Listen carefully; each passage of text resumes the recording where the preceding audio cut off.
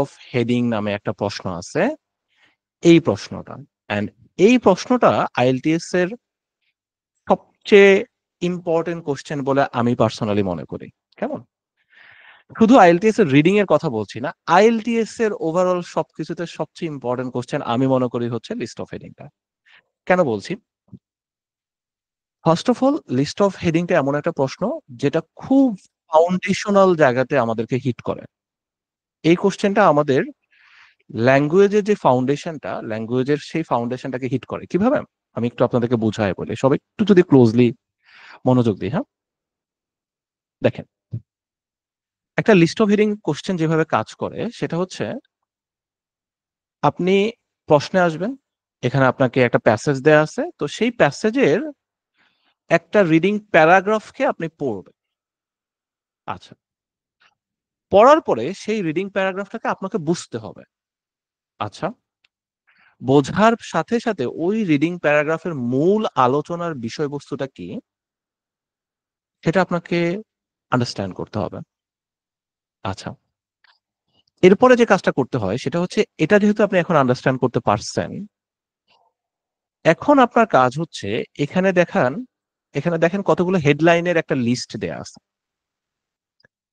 তা আপনি যেহেতু ওই প্যারাগ্রাফের মূল যেই মিনিংটা এবং বিষয়বস্তুটা সেটা আন্ডারস্ট্যান্ড করেছেন, এখন আপনার কাজ হচ্ছে এই প্যারাগ্রাফের জন্য একটা সুইটেবল হেডলাইন সিলেক্ট করা, যে এই প্যারাগ্রাফের জন্য একটা সুইটেবল টাইটেল, একটা সুইটেবল হেডিং, একটা সুইটেবল হেডলাইন কি হওয়া উচিত।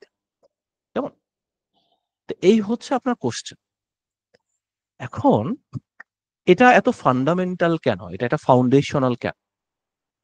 বিকজ মাই ডিয়ার্স, আপনারা যদি সবাই খেয়াল করেন, এখানে প্রশ্নের অ্যান্সার দেওয়ার জন্য আপনাকে শূন্যস্থান পূরণ করা লাগছে না, ট্রু ফলস করা লাগছে না, এরকম কিছু না। এখানে একদম ফান্ডামেন্টাল লেভেলে আপনাকে প্যারাগ্রাফটা বোঝা লাগতেছে। সি, ফান্ডামেন্টাল লেভেলে প্যারাগ্রাফের মধ্যে বলছেটা কি সেই জিনিসটা আপনাকে বোঝা লাগতেছে, সেটার উপরেই নির্ভর করে আপনি অ্যান্সারটা দিতে পারবেন। তো এই জন্য এটা এতটা ইম্পর্টেন্ট যে আপনি যদি এই কোশ্চেনটার প্রতি ফোকাস করেন, জেনুইনলি রাইট ওয়েতে ফোকাস করেন, তাহলে শুধু যে আপনি রিডিং এ ইমপ্রুভ করলেন তা না, শুধু যে আপনি একটা কোশ্চেন সলভ করতে শিখলেন তাও না, এই একটা কোশ্চেন সলভ করতে গিয়ে আপনি ইংরেজি ভাষায় কোনো একটা কিছু লিখা আছে, ওই লিখাটাকে আন্ডারস্ট্যান্ড করার ক্যাপাসিটিটা ডেভেলপ করলেন।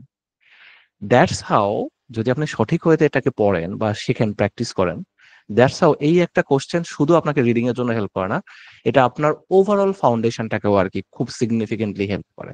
কারা কারা আমি কি বলতে চাচ্ছি সবাই বুঝতে পারছেন? তারা একটু হ্যান্ড রেজ করে তো, যে ভাই কথাটা বুঝতে পারছি।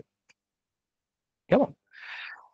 তো এ কারণে আমরা হচ্ছে আজকে এই কোশ্চেনটা নিয়ে কাজ করব। কেমন?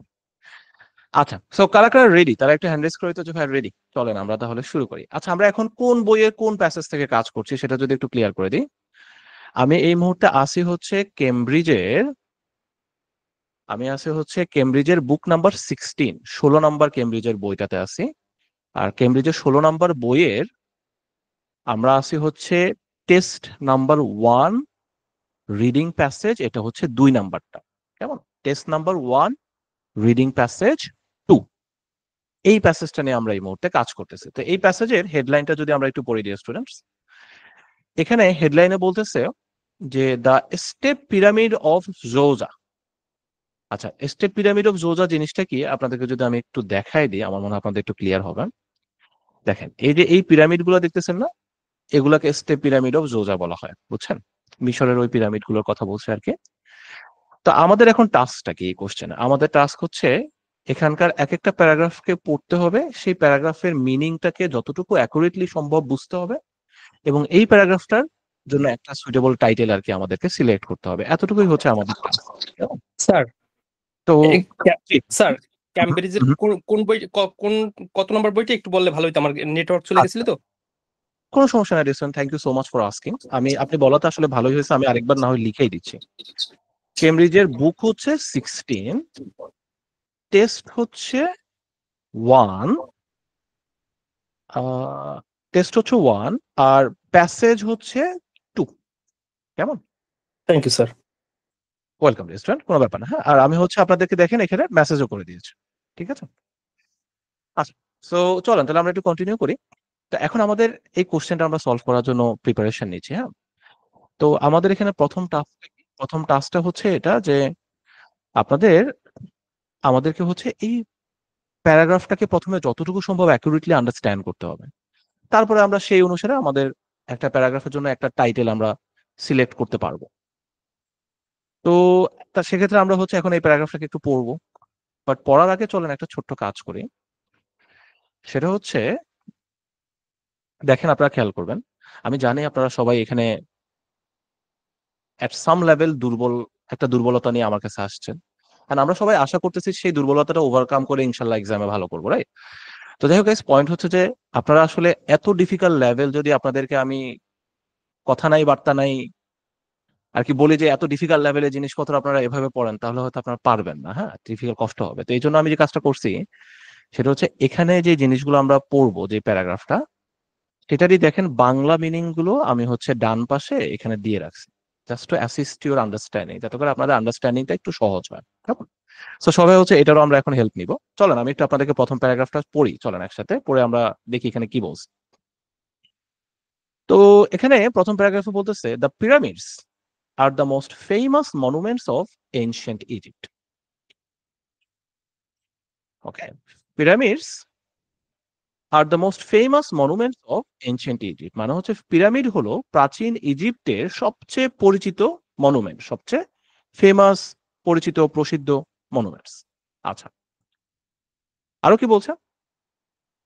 and it still hold enormous interest for people in the present day, এবং এখনো মানুষকে এটা খুব বিশাল ভাবে আর কি এটা খুব আকর্ষণ করে, মানুষের এটার ব্যাপারে অনেক বেশি আগ্রহ। ভালো কথা। তারপর যদি আমরা কন্টিনিউ করি ডিয়ার স্টুডেন্টস, দেখি তো। তারপর আরো বলছে, is grand impressive tributes to the memory of the Egyptian kings have become linked with the country, even though other cultures such as the Chinese and Mayan also built pyramids. তো এই কথাটা আমরা এখান থেকে পড়তে পারি। দেখেন তো এখানে কি বলছে। বলতেছে, these grand impressive tributes to the memory of the Egyptian kings, এই যে বিশাল মনোমুগ্ধকর যে শ্রদ্ধার নিদর্শনগুলো আছে, ট্রিবিউটস শব্দটার অর্থ হচ্ছে গিয়ে শ্রদ্ধাঞ্জলি বা শ্রদ্ধা করার জন্য আমরা যে নিদর্শনগুলো দিই আর কি। হ্যাঁ, তো শ্রদ্ধার নিদর্শনগুলো ইজিপ্টের রাজাদের স্মৃতির সঙ্গে একদম জড়িত হয়ে গেছে। Have become linked with the country. কেমন? মানে হচ্ছে ইজিপ্টের রাজাদের যে স্মৃতি আছে, মেমোরি আছে, তার সাথে লিঙ্কড হয়ে গেছে, জড়িত হয়ে গেছে। Even though other culture such as the Chinese and Mayans also build pyramids. Okay, even though যদিও চাইনিজ এবং মায়ানদের মতো অন্যান্য কালচাররাও কিন্তু পিরামিড ঠিকই বানাইছিল। তো ওরা আসলে খুব অ্যাডভান্সড একটা ল্যাঙ্গুয়েজে কিছু কথা বলছে। ডোন্ট ওয়ারি, এটাকে আমরা একটু ইজি করার প্রসেস আছে, একটু পরে আপনারা তো দেখতেই পাবেন বা আমরা তো প্র্যাকটিস করবোই। তো যেটা বলছিলাম যে এখানে তাহলে সোফার কি, সোফার আমাদেরকে এতটুকুই বলছে যে পিরামিড গুলো হচ্ছে প্রাচীন সভ্যতার সবচেয়ে পরিচিত মনুমেন্টস, এবং এগুলো মানুষকে খুব আকর্ষণ করে। এবং এই যে বিশাল আকারের যেই শ্রদ্ধাঞ্জলিগুলো আছে, এগুলো হচ্ছে ইজিপ্টের একটা পরিচিতি হয়ে দাঁড়িয়েছে, তাই না? This point exactly. তো ইজিপ্টের একটা পরিচিত হয়ে দাঁড়িয়েছে। অ্যান্ড ওয়ান্স অ্যাগেন গাইস, যারা যারা হয়তো এইমাত্র জয়েন করেছেন, আমরা এই মুহূর্তে আসি হচ্ছে কেমব্রিজের book number 16, test number 1, passage number 2। কেমন? কেমব্রিজের book number 16, test number 1, passage number 2, এই জায়গাটাতে আমরা আসি। কেমন গাইস? এই চলো তাহলে আমরা একটু কন্টিনিউ করি। হ্যাঁ, তো যেটা বলছিলাম যে এখানে তারপরে আরো কি বলতেছে, আমরা আজকে লিস্ট অফ হেডিং নামে যে রিডিং এর খুব ইম্পর্টেন্ট একটা কোশ্চেন আছে, এই কোশ্চেনটাকে আমরা দেখতেছি যে এই কোশ্চেনটা কিভাবে হ্যান্ডেল করতে হয়, কিভাবে শিখা যায়। কেমন? এই বিষয়টা নিয়ে আমরা আজকে কাজ করতেছি। আর আই হোপ আপনারা সবাই যথেষ্ট মনোযোগ দিবেন, কারণ মনোযোগ দেওয়াটা এখানে দরকার আছে। ওকে গাইস, এই আচ্ছা, তো যেটা বলছিলাম রে স্টার্স, আমরা দুইটা লাইনে পড়ছি। সেকেন্ড লাইনটাতে বলছে যে এই গ্র্যান্ড ইমপ্রেসিভ যে ট্রিবিউটস মানে হচ্ছে যে রাজাদের স্মৃতির সাথে জড়িত কিছু একটা, এটা হচ্ছে ইজিপ্টের সাথে এমন ভাবে জড়িত হয়ে গেছে, ইজিপ্টের পরিচয়ের এমন একটা সুন্দর পার্ট হয়ে গেছে যে ইভেন এটা হচ্ছে ইজিপ্টের একটা পরিচিতির পার্ট হয়ে গেছে। আমরা ইজিপ্টের কথা চিনলেই আমরা পিরামিডের কথা চিন্তা করি, কেমন? ইভেন দো যদিও চাইনিজ এবং মায়ানের মতো অন্যান্য সভ্যতা, অন্যান্য কালচাররাও কিন্তু পিরামিড বানাইছিল না এমন না, তারাও বানাইছিল, কেমন? ভালো কথা। এখন যদি আমরা একটু সামনের দিকে আগাই, দেখি তো তারপর আর কি বলছে। এখানে বলতেছে the evolution of the pyramid form has been written and argued about for centuries. কেমন? এই যে এই সেন্টেন্সটা, the evolution of the pyramid form has been written and argued about for centuries. তো বলতেছে পিরামিডের যেই গঠনটা সেটা কিভাবে ধাপে ধাপে পরিবর্তন হয়েছে সেটা নিয়ে শতাব্দীর পর শতাব্দী নিয়ে লেখা হয়েছে এবং খুব তর্ক বিতর্ক হয়েছে, কেমন? পরের লাইনে বলতেছে however there is no question that তবে একটা বিষয়ে কোনো সন্দেহ নেই যে as far as Egypt is concerned, যতটুকু আমরা যদি ইজিপ্টের ক্ষেত্রে কথাটা বলি, it began with one monument to one king designed by one brilliant architect, the Step Pyramid of Zoza at Saqqara. তো এখানে বলতেছে যে ইজিপ্টের ক্ষেত্রে আমরা যদি বলি এটা শুরু হয়েছিল কিভাবে, যে সবকিছু শুরু হয়েছিল একজন রাজার জন্য তৈরি একটা স্মৃতিস্তম্ভ, মনুমেন্ট শব্দের অর্থ হচ্ছে স্মৃতিস্তম্ভ দিয়ে, যেটা ডিজাইন করেছিলেন একজন অসাধারণ আর কি ডিজাইনার, একজন আর্কিটেক্ট আর কি, যার নাম ওকে। এন্ড এটা হয়েছিল কোথায়? এটা হয়েছিল দ্য স্টেপ পিরামিড অফ জোজা অ্যাট সাকারা, মানে এটা হচ্ছে সাকারাতে অবস্থিত ছিল, কেমন? ওই জায়গাটাতে জিনিসটা অবস্থিত ছিল। আচ্ছা গাইস, তো সিম্পল কথা হচ্ছে আমরা যদি একটু হেল্প নিছি, বাট আই হোপ আমরা সবাই হচ্ছে এই জিনিসটার মিনিংটা বুঝতে পারছি। হ্যাঁ, তো এখন সবাই একটা কাজ করব, সবাই জাস্ট একটু চুপ করে আমরা হচ্ছে আমি এই পুরো প্যারাগ্রাফটা একবার লাইন বাই লাইন পড়বো আস্তে ধীরে। সবাই হচ্ছে জাস্ট লাইনগুলোর মিনিংটা যতটুকু সম্ভব অ্যাকুরেটলি আন্ডারস্ট্যান্ড করার ট্রাই করবো, এতটুকু আমাদের কাজ, কেমন? এন্ড সেটা করার আগে যদি একটু আপনাদেরকে আরেকটু হেল্প করে দিই, সেটা হচ্ছে দেখেন এখানে এমন কিছু ওয়ার্ড আছে যে ওয়ার্ডগুলো হতে পারে আপনারা নাও জানতে পারেন, কেমন? যেমন কি আমরা যদি এখানে দেখি ফেমাস মনুমেন্টস, তো মনুমেন্টস ইংরেজি কি? মনুমেন্টস মানে কি? ঐতিহাসিক স্থাপনা বা স্মৃতিস্তম্ভ, ওকে। এখানে দেখেন আরেকটা কথা বলছে, স্টিল হোল্ড এনর্মাস ইন্টারেস্ট। তো এনর্মাস মানে হচ্ছে বিশাল, তো এনর্মাস ইন্টারেস্ট মানে হচ্ছে অনেক বিশাল আকৃতির আগ্রহ আর কি, ইন্টারেস্ট, কেমন? তো এটা আমাদের কাজে লাগবে এখানে। তারপরে আমরা যদি দেখি পরে আরো যেটা বলছে গ্র্যান্ড, গ্র্যান্ড মানে কি? গ্র্যান্ড মানে হচ্ছে জাঁকজমকপূর্ণ, কেমন? এই যে গ্র্যান্ড মানে কি? গ্র্যান্ড মানে হচ্ছে জাঁকজমকপূর্ণ, এটা একটা ওয়ার্ড। ইমপ্রেসিভ মানে কি? মনোমুগ্ধকর, ওকে। সো সেই শব্দটাও আমরা এখানে দেখেছি। তারপরে আমরা যদি আরেকটা শব্দ দেখি ট্রিবিউটস, ট্রিবিউটস মানে হচ্ছে গিয়ে অ্যাগেন মানে শ্রদ্ধাঞ্জলি। হ্যাঁ, মানে আপনি হচ্ছে গিয়ে তাকে শ্রদ্ধা করার জন্য, তাকে সম্মান দেখানোর জন্য আপনি একটা ট্রিবিউট দিচ্ছেন, এটাকে বলা হয় হচ্ছে শ্রদ্ধাঞ্জলি, কেমন? তো আমরা হচ্ছে সেটাও দেখছি এখানে, ওকে। তো এখানে কি বলছে? এই যে ট্রিবিউটস শব্দটা, ভালো কথা। তারপর আরেকটা কথা এখানে বলছে যে লিঙ্কড, লিঙ্কড মানে হচ্ছে সম্পর্কযুক্ত বা সংযুক্ত হয়ে যাওয়া। এই যে এখানে যে শব্দটা আর কি ব্যবহার করা হয়েছে যে এই যে জিনিসগুলা, এগুলা হচ্ছে এই যে ইমপ্লিসিট ট্রিবিউট গুলা, এগুলো হচ্ছে লিঙ্কড হয়ে গেছে দেশটার সাথে, মানে দেশটার সাথে সম্পর্ক যুক্ত হয়ে গেছে। আমরা খেয়াল করবেন যখনই মিশরের কথা বলি তখনই কিন্তু আমাদের মাথায় ফার্স্ট যে কথাটা আসে সেটা কি? সেটা হচ্ছে পিরামিড, তাই না? তো এই লিঙ্কটা আর কি এখান থেকে আসছে। তো আমরা ওইটাই বলবো না, আমি যদি বলতে যে আসলে তো পিরামিডের কথা চিন্তা করলেই তো হচ্ছে গিয়ে সরি ইজিপ্টের কথা বললেই পিরামিডের কথা মাথায় আসে, তাই না? তো আমরা এভাবে বলি যে জিনিসটা কিন্তু একটা একটার সাথে লিঙ্কড হয়ে গেছে, যে বললেই একটা আরেকটার সাথে সম্পর্কযুক্ত, বললেই একটা কথা বললে আরেকটা কথা মাথায় আসে। আচ্ছা, আরেকটা যেটা আমরা এখানে নতুন ওয়ার্ড শিখতে পারি সেটা হচ্ছে কালচার মানে তো সংস্কৃতির, আপনারা সবাই জানেন। ইভলিউশন শব্দের অর্থ হচ্ছে ধাপে ধাপে পরিবর্তন, কেমন? এই যে এখানে শব্দটা ব্যবহৃত হয়েছে যে the evolution of the pyramid form, যে এটা যে কিভাবে ধাপে ধাপে পিরামিডের আকৃতিটা পরিবর্তন হয়েছে ওই কথাটা আর কি এখানে বলছে, কেমন? এই তো যাই হোক, আমরা এক নজরে শব্দগুলো তো সবাই দেখছি। হ্যাঁ, সবাই একটু যদি ক্লোজলি আরেকবার দেখে ফেলি শব্দগুলো, ওকে। জাস্ট আমি 30 সেকেন্ড টাইম দিচ্ছি, সবাই হচ্ছে শব্দগুলো একটু ক্লোজলি দেখি। ওকে, একটু মুখস্থ করে ফেলি তো সবাই। Okay, আমি জাস্ট 30 সেকেন্ডই টাইম দেবো, হ্যাঁ বেশি দিব না, আপনারা বাসায় পরে দিয়ে পড়ে নিন। ওকে, মনুমেন্টস মানে হচ্ছে ঐতিহাসিক স্থাপনা, এনর্মাস শব্দের অর্থ হচ্ছে বিশাল, গ্র্যান্ড মানে হচ্ছে জাঁকজমকপূর্ণ, ট্রিবিউট মানে হচ্ছে শ্রদ্ধাঞ্জলি, লিঙ্কড মানে হচ্ছে একটা আরেকটার সাথে সম্পর্কযুক্ত হয়ে গেছে, এভলিউশন মানে কি ধাপে ধাপে জিনিসটা পরিবর্তন হয়েছে, বিবর্তন হয়েছে, কেমন? এই। আচ্ছা, এবার তাহলে আমি যে কাজটা করবো মাই ডিয়ার স্টুডেন্টস, সেটা হচ্ছে আমি এই লাইনগুলো এবার হচ্ছে নর্মালি পড়বো।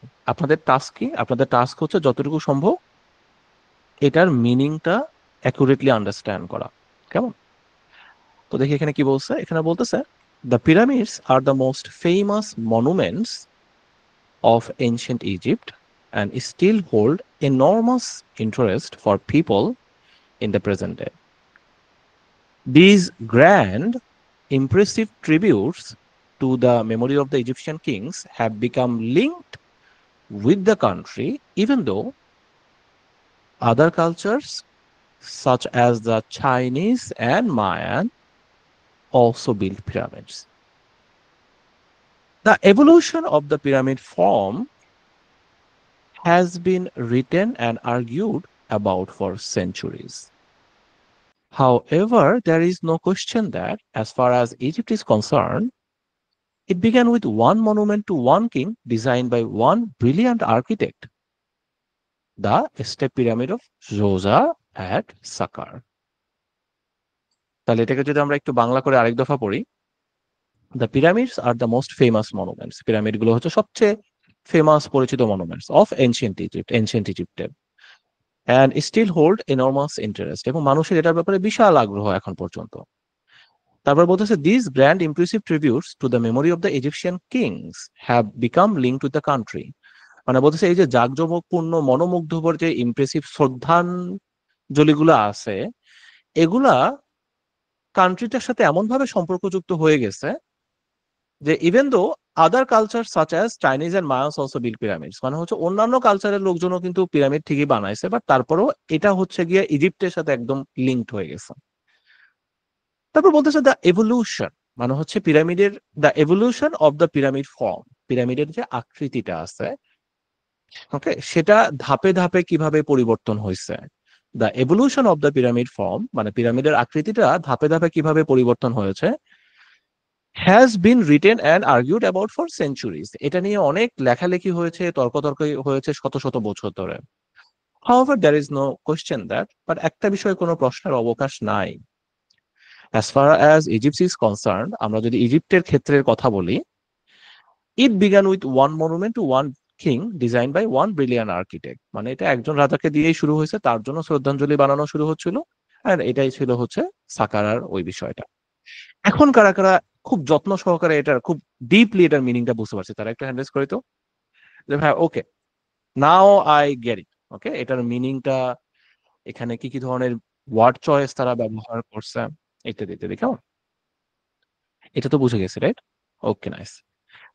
এখন আমাদের টাস্ক একটাই, আমি তো বুঝে গেছি এখানে কি নিয়ে কথা বলছে, এটা ফেমাস, ওকে, এটা ওই দেশের সাথে লিঙ্ক হয়ে গেছে, এটা কিভাবে পরিবর্তন হয়েছে, এটার এভলিউশন কি হয়েছে, এটা নিয়ে অনেক তর্ক বিতর্ক হয়েছে, লেখালেখি হয়েছে, কিন্তু একটা বিষয়ে কোনো সন্দেহের অবকাশ নাই যে এটা একজন রাজার জন্যই শুরু হয়েছিল। বেসিক যদি আমরা সহজ করে কথাটা গুছাইনি, কথাটা এরকম, তাই না? ভালো কথা, হোপফুলি আমাদের আন্ডারস্ট্যান্ডিং এসে পড়ছে। এবার চলেন আমাদের আন্ডারস্ট্যান্ডিংটাকে সবাই আমরা একটু টেস্ট করি, যে আসলে কতটুকু আন্ডারস্ট্যান্ডিং আসছে, কেমন? তো সেটা টেস্ট করার প্রসেস হচ্ছে গাইস, এখানে দেখেন অনেকগুলো হেডলাইন দেয়া আছে, কেমন? তো আপনাদেরকে আমি এখান থেকে লেটস সে 5টা হেডলাইন চয়েস দিচ্ছি। আপনাদের কাজ হচ্ছে এই 5টা হেডলাইনের মধ্যে কোনটা এটার জন্য একটা সুইটেবল হেডলাইন হয় সেই জিনিসটা সিলেক্ট করার চেষ্টা করা, কেমন? এই যে এই 5টার মধ্যে থেকে করলেই হবে। আচ্ছা, সবাই একটু তাহলে ট্রাই করে দেখি তো যে এটা পারি কিনা আমরা। ওকে, প্রথমটা বলতেছে the areas and artefacts within the pyramid itself, পিরামিডের ভিতরে কি ধরনের এরিয়া ছিল এবং কি ধরনের আর্টিফ্যাক্টস পাওয়া গেছে এটা নিয়ে কথা বলা হয়েছে নাকি এই প্যারাগ্রাফটাতে, Guys, তারপর সেকেন্ডটাতে বলতেছে are difficult task for those involve, যারা ইনভলভ ছিল তাদের জন্য খুব কঠিন একটা কাজ। A king who saved his people, একজন রাজা তার লোকজনকে বাঁচিয়েছিল। A single certainty among other less definite facts, কিছু কম ডেফিনিট বিষয়গুলোর মধ্যে, কম নিশ্চিত বিষয়ের মধ্যে একটা নিশ্চিত বিষয়, এটা একটা title. An overview of the external buildings and areas, বাইরের দিকে কি বিল্ডিং এবং এরিয়া ছিল সেটা নিয়ে একটা overview. A pyramid design that others copied, পিরামিডের এমন একটা ডিজাইন যেটা অন্যরা কপি করছিল, নকল করছিল। আচ্ছা, সো আপনাদের টাস্কটা হচ্ছে আমাকে একটা সুইটেবল হেডলাইন খুঁজে দেন তো সবাই, যে ভাইয়া একটু আগে যে প্যারাগ্রাফটা আমরা পড়ছিলাম এটার জন্য সবচেয়ে সুইটেবল একটা হেডলাইন কি হওয়া উচিত আপনাদের মতে, বেসড অন ছয় দ্য আন্ডারস্ট্যান্ড। নাম্বারটা স্যার, তার 4 নাম্বারটা হওয়ার একটা 4 number a pyramid design that অনেকগুলা others বিষয় থেকে copied. একটা বিষয় কোনো সন্দেহাতীত, মানে এটার বিষয়ে সন্দেহাতীত বলতে যে প্রথম প্যারাগ্রাফে আমরা পড়েছি যে তর্ক বিতর্ক হয়েছে, ঠিক আছে, কিন্তু পিরামিডটা একটা রাজার জন্যই বানানো হয়েছে। হ্যাঁ হ্যাঁ, এ ব্যাপারে কোনো সন্দেহের অবকাশ নাই, রাইট? এটা কিন্তু শিওর।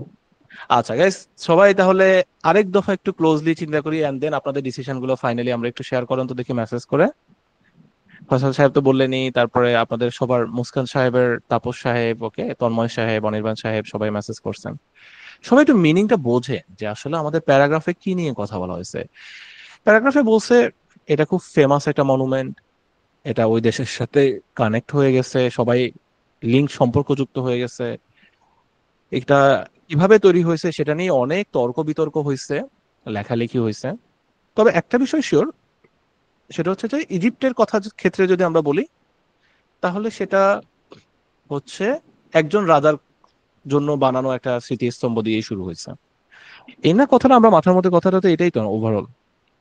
তো সেটা যদি হয় তাহলে আমরা একটু সবাই যদি কানেক্ট করার ট্রাই করি যে এখানে যেমন ধরো আমরা কেউ কেউ বলেছি 1 নম্বরে areas and artefacts within the pyramid itself, এই কথাটার বাংলা হচ্ছে পিরামিডের ভেতরে এরিয়াটা কেমন ছিল, বড় ছিল, ছোট ছিল, সুন্দর ছিল, অসুন্দর ছিল, এবং সেটার ভিতরে কি কি ধরনের আর্টিফ্যাক্টস, মানে হচ্ছে ধরেন একটা মূর্তি, একটা ছোট কিছু, একটা কিছু পাইছে, এরকম কোন বিষয় নিয়ে কি এই প্যারাগ্রাফে পার্টিকুলারলি কথা বলছে গাইস? না স্যার, এই প্যারাগ্রাফে কিন্তু পার্টিকুলারলি এইটা নিয়ে কিছু বলেন। আচ্ছা, 2 নম্বরটাতে বলছে একটা ডিফিকাল্ট টাস্ক, যারা ইনভলভ ছিল তাদের জন্য খুব কঠিন একটা কাজ। এখানে আমাদের এই প্যারাগ্রাফে কোথাও আলাদা করে কিছু বলছে যে এটা খুব কঠিন কিছু ছিল, সহজ কিছু ছিল, এই ধরনের কোনো আলোচনা কি তারা উল্লেখ করছে? সবাই একটু কনসিডার করি তো না। না 3 নম্বরে বলছে যে একজন রাজা তার, হ্যাঁ, 3 নম্বরে বলছে একজন রাজা তার প্রজাদেরকে বাঁচাইছিল। আমরা তো না প্যারাগ্রাফটা একটু আগে পড়লাম, এখানে কি কেউ কাউরে বাঁচাইছে কিছু বলছে যে রাজা না স্যার। কাউরে বাঁচাইছে? বলেন। না 4 নম্বরে বলছে a single certainty among other less definite facts, একটা নিশ্চিত বিষয় অন্যান্য কম নিশ্চিত বিষয়ের মধ্যে। আচ্ছা, এটা এখন আমরা সবাই এটা যদি একটু ক্লোজলি চিন্তা করি, এক্স্যাক্টলি এক্স্যাক্টলি রাইট, আমরা যদি সবাই একটু ক্লোজলি চিন্তা করি মাই ডিয়ার স্টুডেন্টস, এখানে একটা কথা বলছিল যে পিরামিডের যে গঠনটা সেটা কিভাবে ধাপে ধাপে পরিবর্তন হয়েছে তা নিয়ে শতাব্দীর পর শতাব্দী ধরে লেখা হয়েছে এবং তর্ক বিতর্ক হয়েছে। আচ্ছা, তো তর্ক বিতর্ক হওয়ার মানে হচ্ছে হিস্টোরিয়ানরা তর্ক বিতর্ক করতেছে যে এটা কিভাবে হয়েছে, কেন হয়েছে, এটসেট্রা। মানে এই জিনিসটা তাহলে কি, এটা হচ্ছে লেস ডেফিনিট ফ্যাক্টস, কেমন, এটা হচ্ছে কম নিশ্চিত একটা বিষয়। আচ্ছা, এখানে একটা একটা নিশ্চিত বিষয়ের কথা তো বলছে, তো এই যে দেখেন এখানে পরের লাইনে বলছে however there is no question that, তবে একটা বিষয়ে কোনো সন্দেহ নেই যে। তো আমরা যদি বলি যে কোনো একটা বিষয়ে আমাদের কোনো সন্দেহের অবকাশ নাই, সন্দেহ নাই, তাহলে সেটা কি? সেটা হচ্ছে একটা নিশ্চিত বিষয়, একটা সার্টেইন বিষয়, কেমন। তো এটাই বলতেছে একটা সিঙ্গেল সার্টেনিটি, ওকে, একটা সিঙ্গেল সার্টেনিটি, একটা নিশ্চিত বিষয় এমন অন্যান্য নিশ্চিত বিষয়ের মধ্যে, কেমন। তো আমরা আসলে কোশ্চেনের অ্যান্সারটা যদি এখান থেকে দেখি ডিয়ার স্টুডেন্টস, অ্যান্সারটা পাইছিলাম এই লাইনগুলোতে। এই যে দেখেন বলছিল যে এটা কিভাবে হয়েছে এটা নিয়ে অনেক তর্ক বিতর্ক হয়েছে, কিন্তু একটা বিষয় নিয়ে কোনো প্রশ্নের অবকাশ নাই, সেই বিষয়টা হচ্ছে এইটা। কারা কারা জিনিসটা এবার খুব ক্লিয়ারলি বুঝতে পারছি তারা একটু হ্যান্ড রেজ করি তো, আর কেউ যদি না বুঝে থাকে তাহলে কোনো সমস্যা নাই ডিয়ার স্টুডেন্টস, প্রশ্ন করি। হ্যাঁ,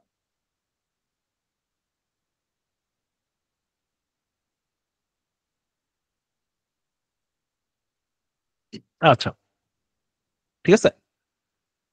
তো সবাইকে এবার আমি 1 মিনিট টাইম দিচ্ছি, সবাই হচ্ছে ঠান্ডা মাথায় জিনিসটা একটু প্রসেস করেন মাথার মধ্যে। হ্যাঁ, একটু বুঝে নেন যে আচ্ছা হইলোটা কি এখানে, তাহলে এই কোশ্চেনের অ্যান্সারটা এটা কেন হইলো।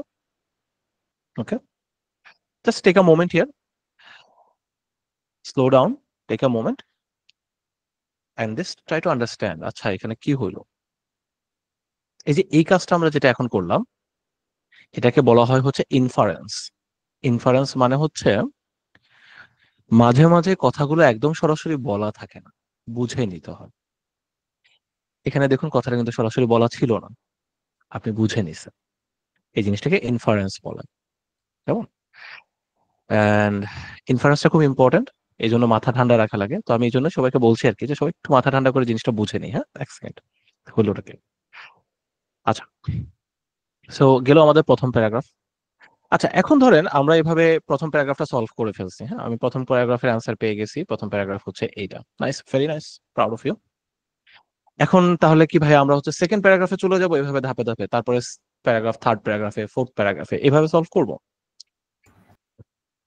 আমরা জি কিন্তু? ভাইয়া, এভাবেই শেষ করি, না, ধাপে ধাপে শেষ করি। এভাবে সলভ করব না। কেন বলি? একটু স্ট্র্যাটেজিক হবো আমরা এখন।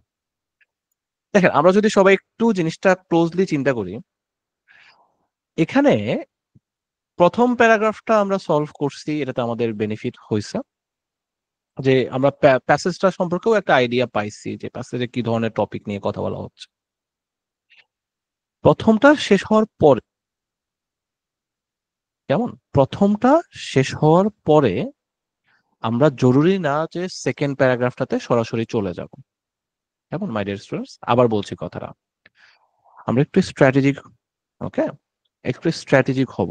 সেটা কি, আমরা প্রথম প্যারাগ্রাফটা সলভ করব ঠিক আছে, কিন্তু প্রথমটা সলভ করার পরে জরুরি না যে আমরা সেকেন্ড প্যারাগ্রাফে যাব। রাদার আমরা যে কাজটা করব সেটা হচ্ছে আমরা দেখব যে এখানে ছোট প্যারাগ্রাফ কোনটা আছে প্যাসেজের মধ্যে, বুঝছেন? আমরা আগে হচ্ছে সেই ছোট প্যারাগ্রাফটাকে টার্গেট করব। ধরেন এখানে দেখতে গেলে ছোট প্যারাগ্রাফ আছে হচ্ছে পরবর্তীতে এই দুইটা লাস্টের দিকে। এখন কথা হচ্ছে ভাই কেন? বল দেখেন আমরা তো এইমাত্রই প্যাসেজটা নিয়ে কাজ করা শুরু করছি, তো ইনিশিয়ালি প্যাসেজটা সম্পর্কে আপনার খুব ভালো আইডিয়া নাই।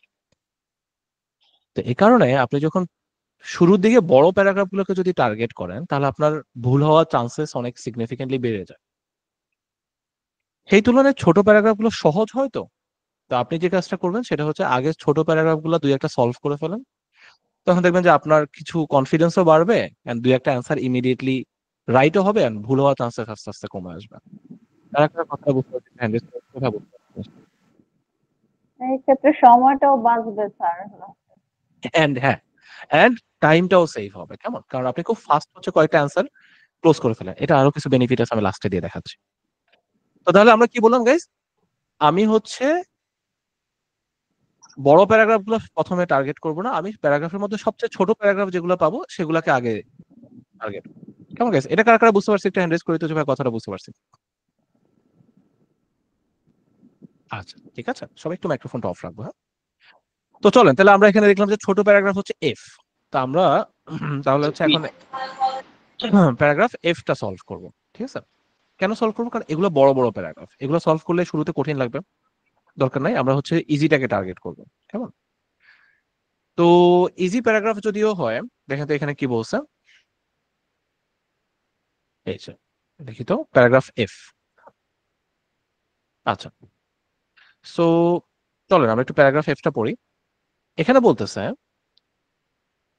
আনফরচুনেটলি, কেমন, unfortunately all of the precautions and intricate design of the underground network did not prevent ancient robbers from finding a way in. বলতেছে যে দুঃখজনকভাবে, আনফরচুনেটলি মানে দুঃখজনকভাবে, যত রকমের সতর্কতা নেওয়া হয়েছিল, প্রিকশন মানে কি গাইস? সতর্কতা, হ্যাঁ, এন্ড যত জটিল ভাবে ভূগর্ভস্থ নকশা তৈরি করা হয়েছিল, ইন্ট্রিকেট ডিজাইন মানে হচ্ছে জটিল ভাবে, ইন্ট্রিকেট ডিজাইন মানে হচ্ছে জটিল ভাবে হচ্ছে গিয়ে ডিজাইন করা হয়েছিল, নকশা করা হয়েছিল।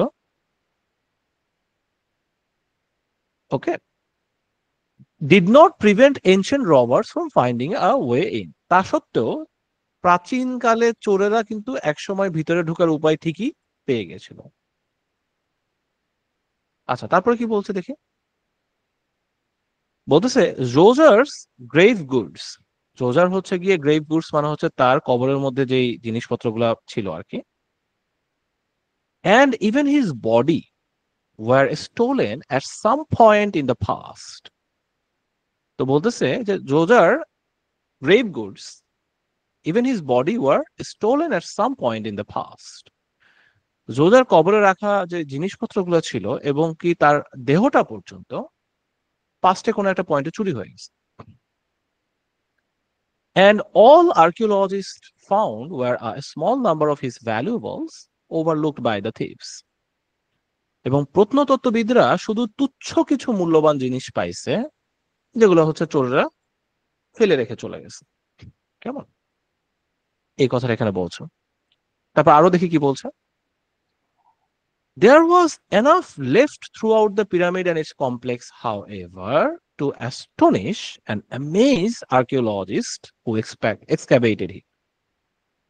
তো বলতেছে তবুও পুরো পিরামিডের এবং তার আশেপাশের কমপ্লেক্সে এত জিনিসপত্র তারপর পরেও অক্ষত অবস্থায় ছিল, লেফট অবস্থায় ছিল, যা দেখে প্রত্নতত্ত্ববিদরা, হিস্টোরিয়ানরা আর কি, আর্কিওলজিস্টরা অ্যামেজড হয়ে গেছে, অ্যাস্টনিশড হয়ে গেছে, মানে বিস্মিত হয়ে গেছে এবং হচ্ছে মুগ্ধ হয়ে গেছে।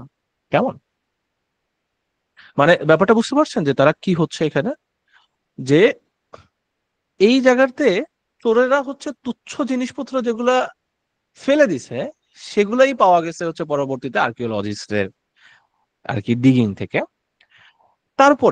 তারপরেও হচ্ছে তারা এতটা ইমপ্রেসড হয়ে গেছে, তারা এতটা অ্যাস্টনিশ এবং অ্যামেজড হয়ে গেছে যে আরে আল্লাহ, এখানে কত কিছু, right, etcetera, something like that.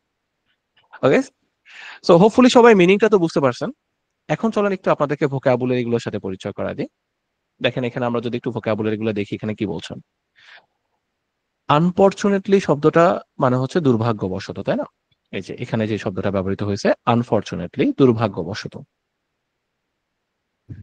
তারপরে প্রিকশন শব্দের অর্থ কি, দেখেন এখানে বলছিল না যে অল দ্য প্রিকশনস। প্রিকশন মানে হচ্ছে যে সতর্কতামূলক ব্যবস্থা। যেমন অল দ্য প্রিকশনস মানে হচ্ছে যত রকমের সতর্কতামূলক ব্যবস্থা নেওয়া হয়েছিল। কেমন গাইস? আচ্ছা, ইন্ট্রিকেট। ইন্ট্রিকেট মানে হচ্ছে জটিল এবং সূক্ষ্ম। ইন্ট্রিকেট ডিজাইন মানে হচ্ছে জটিল টাইপের ডিজাইন। নেটওয়ার্ক মানে হচ্ছে নেটওয়ার্ক, সংযুক্ত কাঠামো বা ভিতরে যেই প্যাসেজ এগুলো ছিল ওগুলোর কথা এখানে বলছে। হ্যাঁ, নেটওয়ার্ক মানে হচ্ছে যে একটা সংযুক্ত কাঠামো কিংবা পথ, মানে ধরেন পিরামিডের ভিতরে বিভিন্ন প্যাসেজ গুলো আছে না, ওগুলোকে নেটওয়ার্ক বলতেছে আর কি। হ্যাঁ, আন্ডারগ্রাউন্ড নেটওয়ার্ক বলতেছে, মানে আন্ডারগ্রাউন্ডে প্যাসেজ গুলো যেগুলো আছে ওগুলোর কথা বলতেছে। গ্রেভ গুডস মানে হচ্ছে কি, গ্রেভ গুডস মানে হচ্ছে কবরের জিনিসপত্র। কেমন, আরেকটা জিনিস, একটা শব্দ আপনারা শিখে রাখেন, সেটা হচ্ছে overlooked. Overlooked by the thieves মানে হচ্ছে, ওভারলুক মানে হচ্ছে কোনো কিছু খেয়াল না করা বা ভুলবশত আমি গুরুত্ব দিই নাই, ফেলে দিছি, খেয়াল করি নাই, এই টাইপের জিনিসপত্র যেগুলো আছে এগুলোকে ওভারলুক করা বলা হয়। আর আরেকটা শব্দ একটু আপনাদেরকে শিখে রাখি, সেটাকে বলা হয় ওভারসাইট। ওভারসাইট মানে হচ্ছে যে মিস্টেক করা। ধরেন আপনি বলেন যে ইট ওয়াজ আ মিস্টেক, এটা না বলে আপনি বলতে পারেন ইট ওয়াজ অ্যান ওভারসাইট, মানে হচ্ছে যে একটা ভুল হয়ে গেছে। কেমন, আর ওভারলুক করা মানে হচ্ছে জিনিসটাকে খেয়াল না করা। আচ্ছা, তো তারপরে যদি আমরা একটু কন্টিনিউ করি ডিয়ার স্টুডেন্টস, এখানে আরো কি আছে, এখানে আরেকটা শব্দ বলছে অ্যাস্টনিশ অ্যান্ড অ্যামেজ। তো অ্যাস্টনিশ মানে হচ্ছে বিস্মিত করা, আর অ্যামেজ মানে হচ্ছে যে খুব অভিভূত করা, মুগ্ধ করা। আর এক্সকাভেট মানে হচ্ছে খনন করা। হ্যাঁ, আর্কিওলজিস্টরা তো হচ্ছে মাটি খুঁড়ে খুঁড়ে ওরকে জিনিসপত্র বের করে, বা maybe in possible case in some সিনারিওতে পিরামিডের ভিতরে ঢুকে তারা জিনিসপত্রগুলো বের করে। কেমন, সো যাই হোক, পয়েন্ট হচ্ছে যে তারা বেসিক্যালি খনন করতেছে। কেমন, তো ওই কাজটাই তারা করতেছে, এন্ড সেই কাজটাই আর কি আমরা এখানে দেখলাম। ঠিক আছে, আচ্ছা, তাহলে এবার যদি একটু আপনাদেরকে আমি জিনিসটা নর্মালি পড়ে শোনাই। ওকে, ভাইয়া একটু কোশ্চেন এবার ছিল। বলুন না কি কোশ্চেন ডিস্টেন্স। আচ্ছা, এখানে এই হুম জোজার্স সে কি কোনো রাজা নাকি হচ্ছে জোজার্স কোনো পিরামিডের নাম? কারণ হচ্ছে যে সেকেন্ড লাইনটাতে এখানে বলতেছে Djoser's grave grave goods and even his body, মানে এখানে কি পিরামিডের ভেতরে যে বডিটা নাকি হচ্ছে জোজার্স কেউ একজন রাজা তার বডিটা? যোধা একজন রাজা, যোধা একজন রাজা। এখানে যোধার যোধা হচ্ছে রাজা, কেমন? ওই যোধা যে ভদ্রলোক ছিল উনি হচ্ছে রাজা, তো ওনার বডিটা আর কি চুরি করে নিয়ে গেছে ওইটাই। আচ্ছা আচ্ছা, that's actually a really nice observation. হ্যাঁ, well done Reston. Okay, not bad. আচ্ছা, চলো আমরা একটু কন্টিনিউ করি। সো এখন রেস্টুরেন্টস, আমি এটাকে যদি তাহলে একটু আপনাদেরকে একটা মজার জিনিস দেখেন। এখানে দেখেন এই কথাগুলো কিন্তু হচ্ছে খুব কঠিন করে বলছে, তাই না? তো আমি একটু আপনাদের আন্ডারস্ট্যান্ডিংটাকে এনহ্যান্স করার জন্য এই কঠিন কথাগুলোকে আরেকটু সহজ ইংরেজিতে কিভাবে বলা যায় সেটাও কিন্তু এখানে রাখছি, বুঝছেন? এই যে দেখেন, এখানে প্যারাফ্রেজ করে এটা সহজ ইংরেজিটাও আমি দিয়ে দিছি, যে এই সেম কথাটাকে সহজ করে বললে কিভাবে বলা যেত। ধরেন এখানে বলছে, unfortunately, all the precautions and intricate design of the underground network did not prevent ancient robbers from finding a way in. অনেক কঠিন করে বলছিলাম, এটাকে সহজ করে বললাম, আমরা এভাবে বলতে পারতাম, sadly, even with all the traps and secret paths, robbers in the past still found a way into the tomb. হ্যাঁ, দুঃখজনক ভাবে হলো সত্যি যে যত রকমের আপনি ট্র্যাপস দিছেন বা সিক্রেট পাথ দিছেন, চোর ডাকাত ঠিকই ঢুকছেন। তারপর আরো বলতেছে যে Djoser's great goods and even his body were stolen at some point in the past. এখানে সহজ করে বলছে they stole Djoser's things and even his body, তার জিনিসপত্রও চুরি করছে, তার বডিও চুরি করছে। আসলে কি দেখেন, চাইলে এই সেম কথাগুলো সহজ করেও বলা যেত, but IELTS is a English proficiency level taste. So এক্সামটা স্বাভাবিকভাবেই অ্যান্ড জাস্টিফাইবল কারণেই ওরা হচ্ছে গিয়ে মানে এমন ভাবে ডিজাইন করা হয় যে এখানকার ল্যাঙ্গুয়েজটা অ্যাডভান্সড হয়, কেমন? দ্যাটস ওয়াই আসলে জিনিসটা কঠিন লাগে। আদারওয়াইজ কিন্তু এই কথাগুলো আমরা চাইলে এমনি তো নর্মালি সহজ করে বলা ইম্পসিবল কিছু ছিল না। তারাও পারতো, বাট তারা করবে না অবভিয়াসলি, বিকজ তারা আপনাকে চ্যালেঞ্জ করতেছে, তারা টেস্ট করতেছে আপনার লেভেলটা, কেমন? যেমন ধরেন এখানে তারপর আরো বলছে যে, কি বলতেছে যে all archaeologists found where a small number of his value was overlooked by the thieves. ওকে, তো এখানে বলছে যে the archaeologists only found a few small treasures that robbers missed। সহজ করে বলছে আর কি, হ্যাঁ। There was enough left out through the pyramid and its complex, however, to astonish and amaze archaeologists who excavated it. অনেক কঠিন করে বলছে। এখানে বলছে still many amazing things were left in the pyramid and the area around it, and they were surprised and amazed the people who studied it। হ্যাঁ, মানে হচ্ছে গিয়ে they surprised and amazed the people who studied it. So guys, কারা কারা এই জিনিসটা একটু feel করতে পারছি তারা একটা হ্যান্ড রেজ করতে, যে ভাই আসলে চাইলে কথাটা সহজ করে বলা ইম্পসিবল কিছুই ছিল না। Okay, it was absolutely possible, just that যে আইএলটিএস ইজ আ এক্সাম যেখানে আমার লেভেলটা টেস্ট করতেছে। এন্ড আপনাদেরকে একটা সিক্রেট বলি গাইস, সিক্রেটটা হচ্ছে এটা, IELTS is not a exam, difficult exam.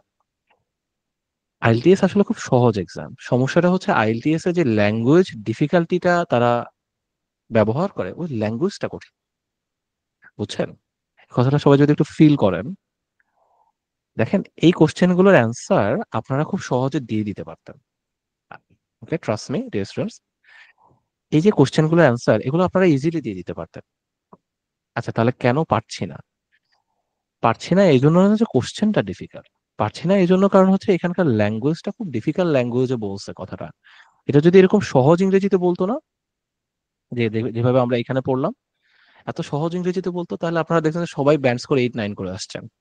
ঠিক আছে গাইস? এই ওয়ান ফাইনাল টাইম গাইস, কারা কারা জিনিসটা রিয়েলাইজ করছে একটু হ্যান্ড রেজ করে, তো সিক্রেটটা হচ্ছে বেসিক্যালি ল্যাঙ্গুয়েজে, just the language that was difficult. Question particularly difficult কিছু ছিল না ওখানে।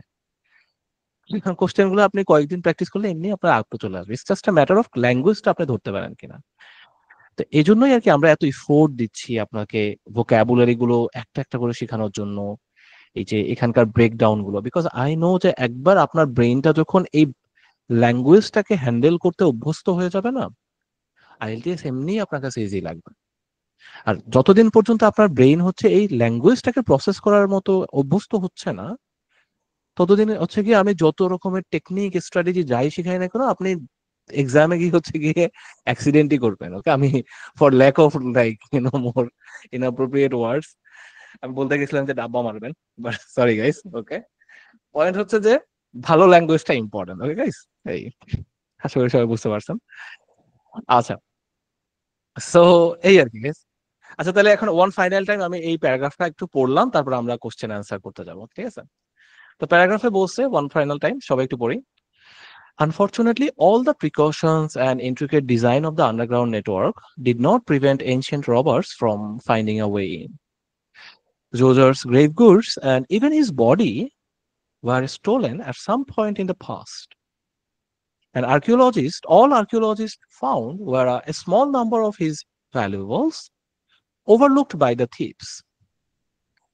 There was enough left out through the pyramid and its complex, however, to astonish and amaze the archaeologist who excavated it. কেমন? তো এখানে মূল overall কথাটা যদি আমরা একটু গুছাই দেখি, এখানে বলছে যে দুঃখজনক ভাবেও যত রকমের সতর্কতাই নেওয়া হয়েছে কেন, চোরেরা কিন্তু ঠিকই ঢুকছে, জিনিসপত্র ঠিকই চুরি করছে।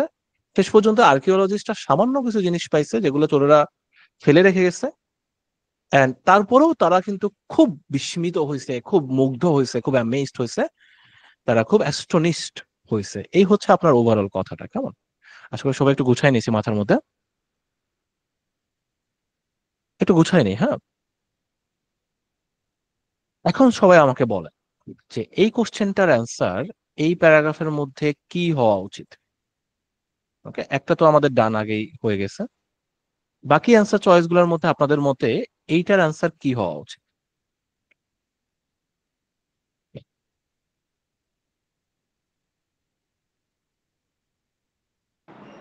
স্যার হুম, 8 নাম্বারটা, an 8 number. incredible experience despite, মানে প্রত্নতাত্ত্বিকবিদরা যে অল্প কিছু পাইছে এটা থেকেও মানে তারা খুব বিস্মিত হয়েছে আর কি। মানে এটা হইতে Incredible পারে। part of few remains. Nice nice, আলহামদুলিল্লাহ।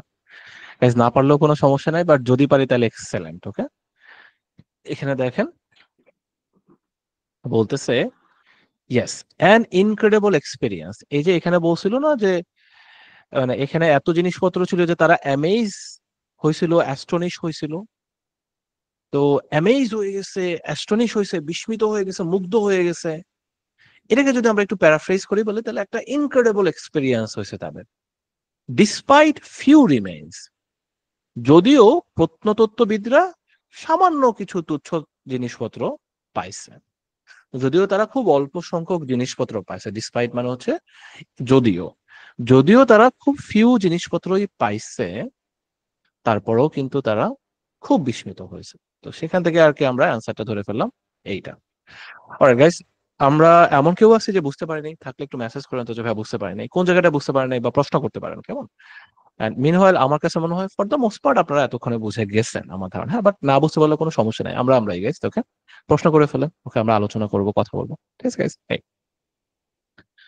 আচ্ছা, সো কারো কোনো প্রশ্ন নাই তো না এখানে, প্রথমটা বা কোনো বুঝতে ভাইয়া, পারেন এরকম কিছু নাই তো? প্রথমটা থাকলে বুঝতে করেন আমার তো দেখি কি প্রশ্ন। একটু কষ্ট হলেও হুম হুম হুম দ্বিতীয়টা বুঝতে অসুবিধা হয় না। আসসালামু আলাইকুম ভাইয়া। জি ভাইয়া, ওয়ালাইকুম আসসালাম, বলুন না। ভাইয়া আমার একটা কোশ্চেন হচ্ছে, লিস্ট অফ হেডিংস এখানে হচ্ছে এ থেকে জি পর্যন্ত হুম, আছে আমার পুরো প্যাসেজটা। হুম, আমাদের কি এ থেকে জি পর্যন্তই হচ্ছে হেডলাইন লাগবে, হ্যাঁ হেডিংসটা? হ্যাঁ হ্যাঁ, আমাদের প্রত্যেকটা প্যারাগ্রাফেরই হেডলাইন বের করতে হবে। আমাদের যদি আমরা প্যারাগ্রাফ দেখি, এই যে এ বি সি ডি এভাবে যেতে যেতে জি জি জি। পর্যন্ত গেছে। তো হ্যাঁ, আমাদেরকে কিন্তু প্রত্যেকটা প্যারাগ্রাফের জন্যই হেডলাইন বের করতে হবে। ঠিক আছে? আচ্ছা, ভাইয়া একটা এখন কোশ্চেন ছিল। হ্যাঁ হ্যাঁ বলুন না রেস্টুরেন্ট, কি প্রশ্ন? ভাইয়া এখানে যে হচ্ছে আমরা হেডিং যেগুলো বের করতেছি, এখানে কি পাশে কি অ্যান্সারটা লিখে দিতে হবে না যে আমি কোন প্যারাগ্রাফ থেকে হেডিংটা পেয়েছি? আসলে কোশ্চেনের যে আপনাদের অ্যান্সার শিটটা থাকে, ওখানে অ্যান্সার শিটটা হচ্ছে, আমি যদি একটু আপনাদেরকে এক নজর দেখাই। Okay, let's say IELTS reading answer sheet. কেমন? চলো আমরা একটু সার্চ করি। অ্যান্সার শিটটা দেখতে এরকম হয়। কেমন? এই যে এরকম হয়। ওকে, ছবিটা একটু বেশি ছোট হয়ে গেছে, যদি আমরা একটু বড় ছবি দেখতে দেখি পাই কিনা। ওকে, আচ্ছা, আই গেস হোপ গাইস আপনারা একটু হলো বুঝতে পারতেছেন ছবিটা কেমন হয়। হ্যাঁ, তো এখানে দেখেন যে 1 2 3 4 এভাবে দেয়া আছে। তো আপনি করবেন কি, জাস্ট এখানে এই যে ধরেন কথা কথা 10 নম্বরের এখানে এ, মানে হচ্ছে 10 নম্বরের এখানে এ বলতে এই যে ধরেন কথা কথা কথা কথা 14 নাম্বার, হ্যাঁ 14 নাম্বার হচ্ছে প্যারাগ্রাফ এ। আচ্ছা, তো প্যারাগ্রাফ এ যেটা, এটার জন্য অ্যান্সার ছিল কত 4, এই যে এইটা। তো তখন আর কি আপনি জাস্ট এখানে লিখবেন হচ্ছে 4, এই যে 14 নাম্বারে এখানে জাস্ট ঘরে লিখবেন 4। কেমন, এতটুকু আর কি। তারপরে লেটস আমরা তো এইমাত্র হচ্ছে প্যারাগ্রাফ এফটা করছি 19 নাম্বার কোশ্চেনটা, সেটা পাইছি হচ্ছে 8। তো তখন আর কি আপনি এভাবে করবেন, এই যে এখানে 19 নাম্বার কোশ্চেনটাতে যাবেন, এই যে 19 নাম্বারে এখানে লিখে দিবেন 8। কেমন, ঠিক এভাবে আর কি কোশ্চেন অ্যান্সারটা হয়ে যাবে। ওকে, আশা করি বুঝতে কথাটা পারছি। ক্লিয়ার আছে সিরিয়াস। আচ্ছা ঠিক আছে, ওকে চলেন তাহলে আমরা একটু কন্টিনিউ ভাইয়া, করি।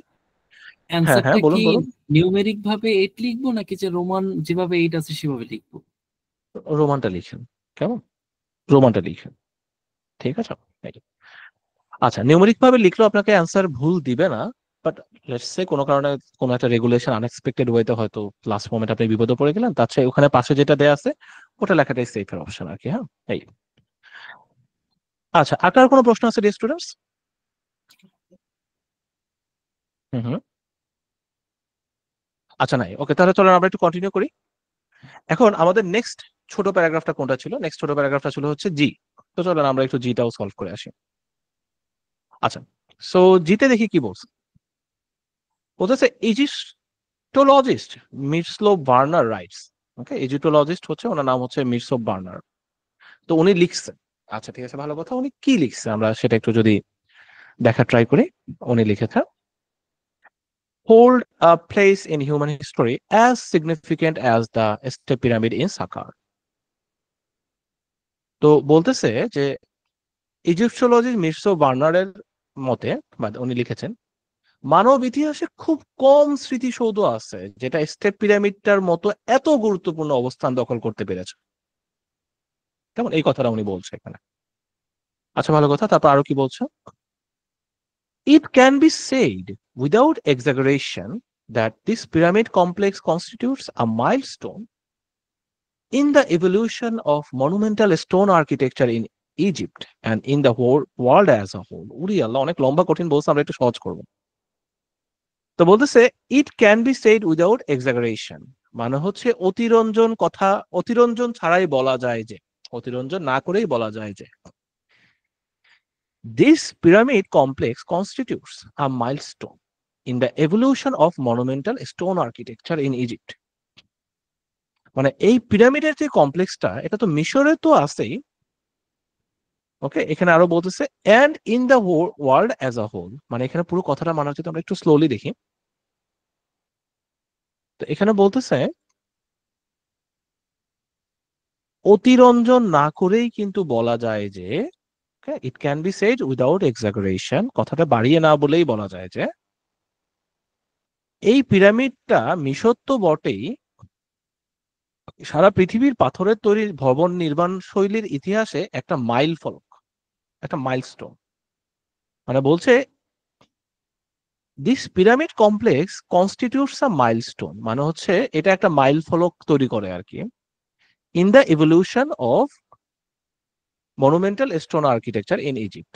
মানে হচ্ছে এই যে মনুমেন্টাল নির্মাণ শৈলীটা আছে, এগুলো যে বানানো হচ্ছে, আর্কিটেকচারটা আছে এখানে, এটা একটা মাইল ফলক।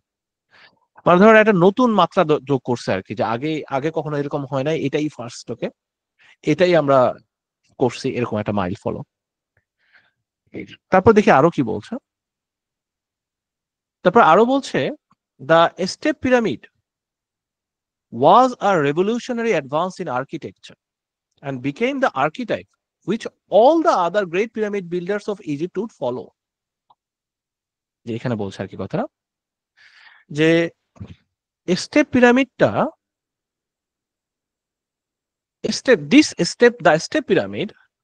স্টেপ পিরামিডটা was a revolutionary advance in architecture. এটা একটা বিপ্লবী উন্নয়ন ছিল। হ্যাঁ, রেভলিউশনারি অ্যাডভান্স মানে হচ্ছে বিপ্লবী লেভেলের উন্নয়ন ছিল ইন আর্কিটেকচার, স্থাপত্য শিল্পে। ওকে, মানে হচ্ছে আর্কিটেকচারের যে জায়গাটা, and became the archetype.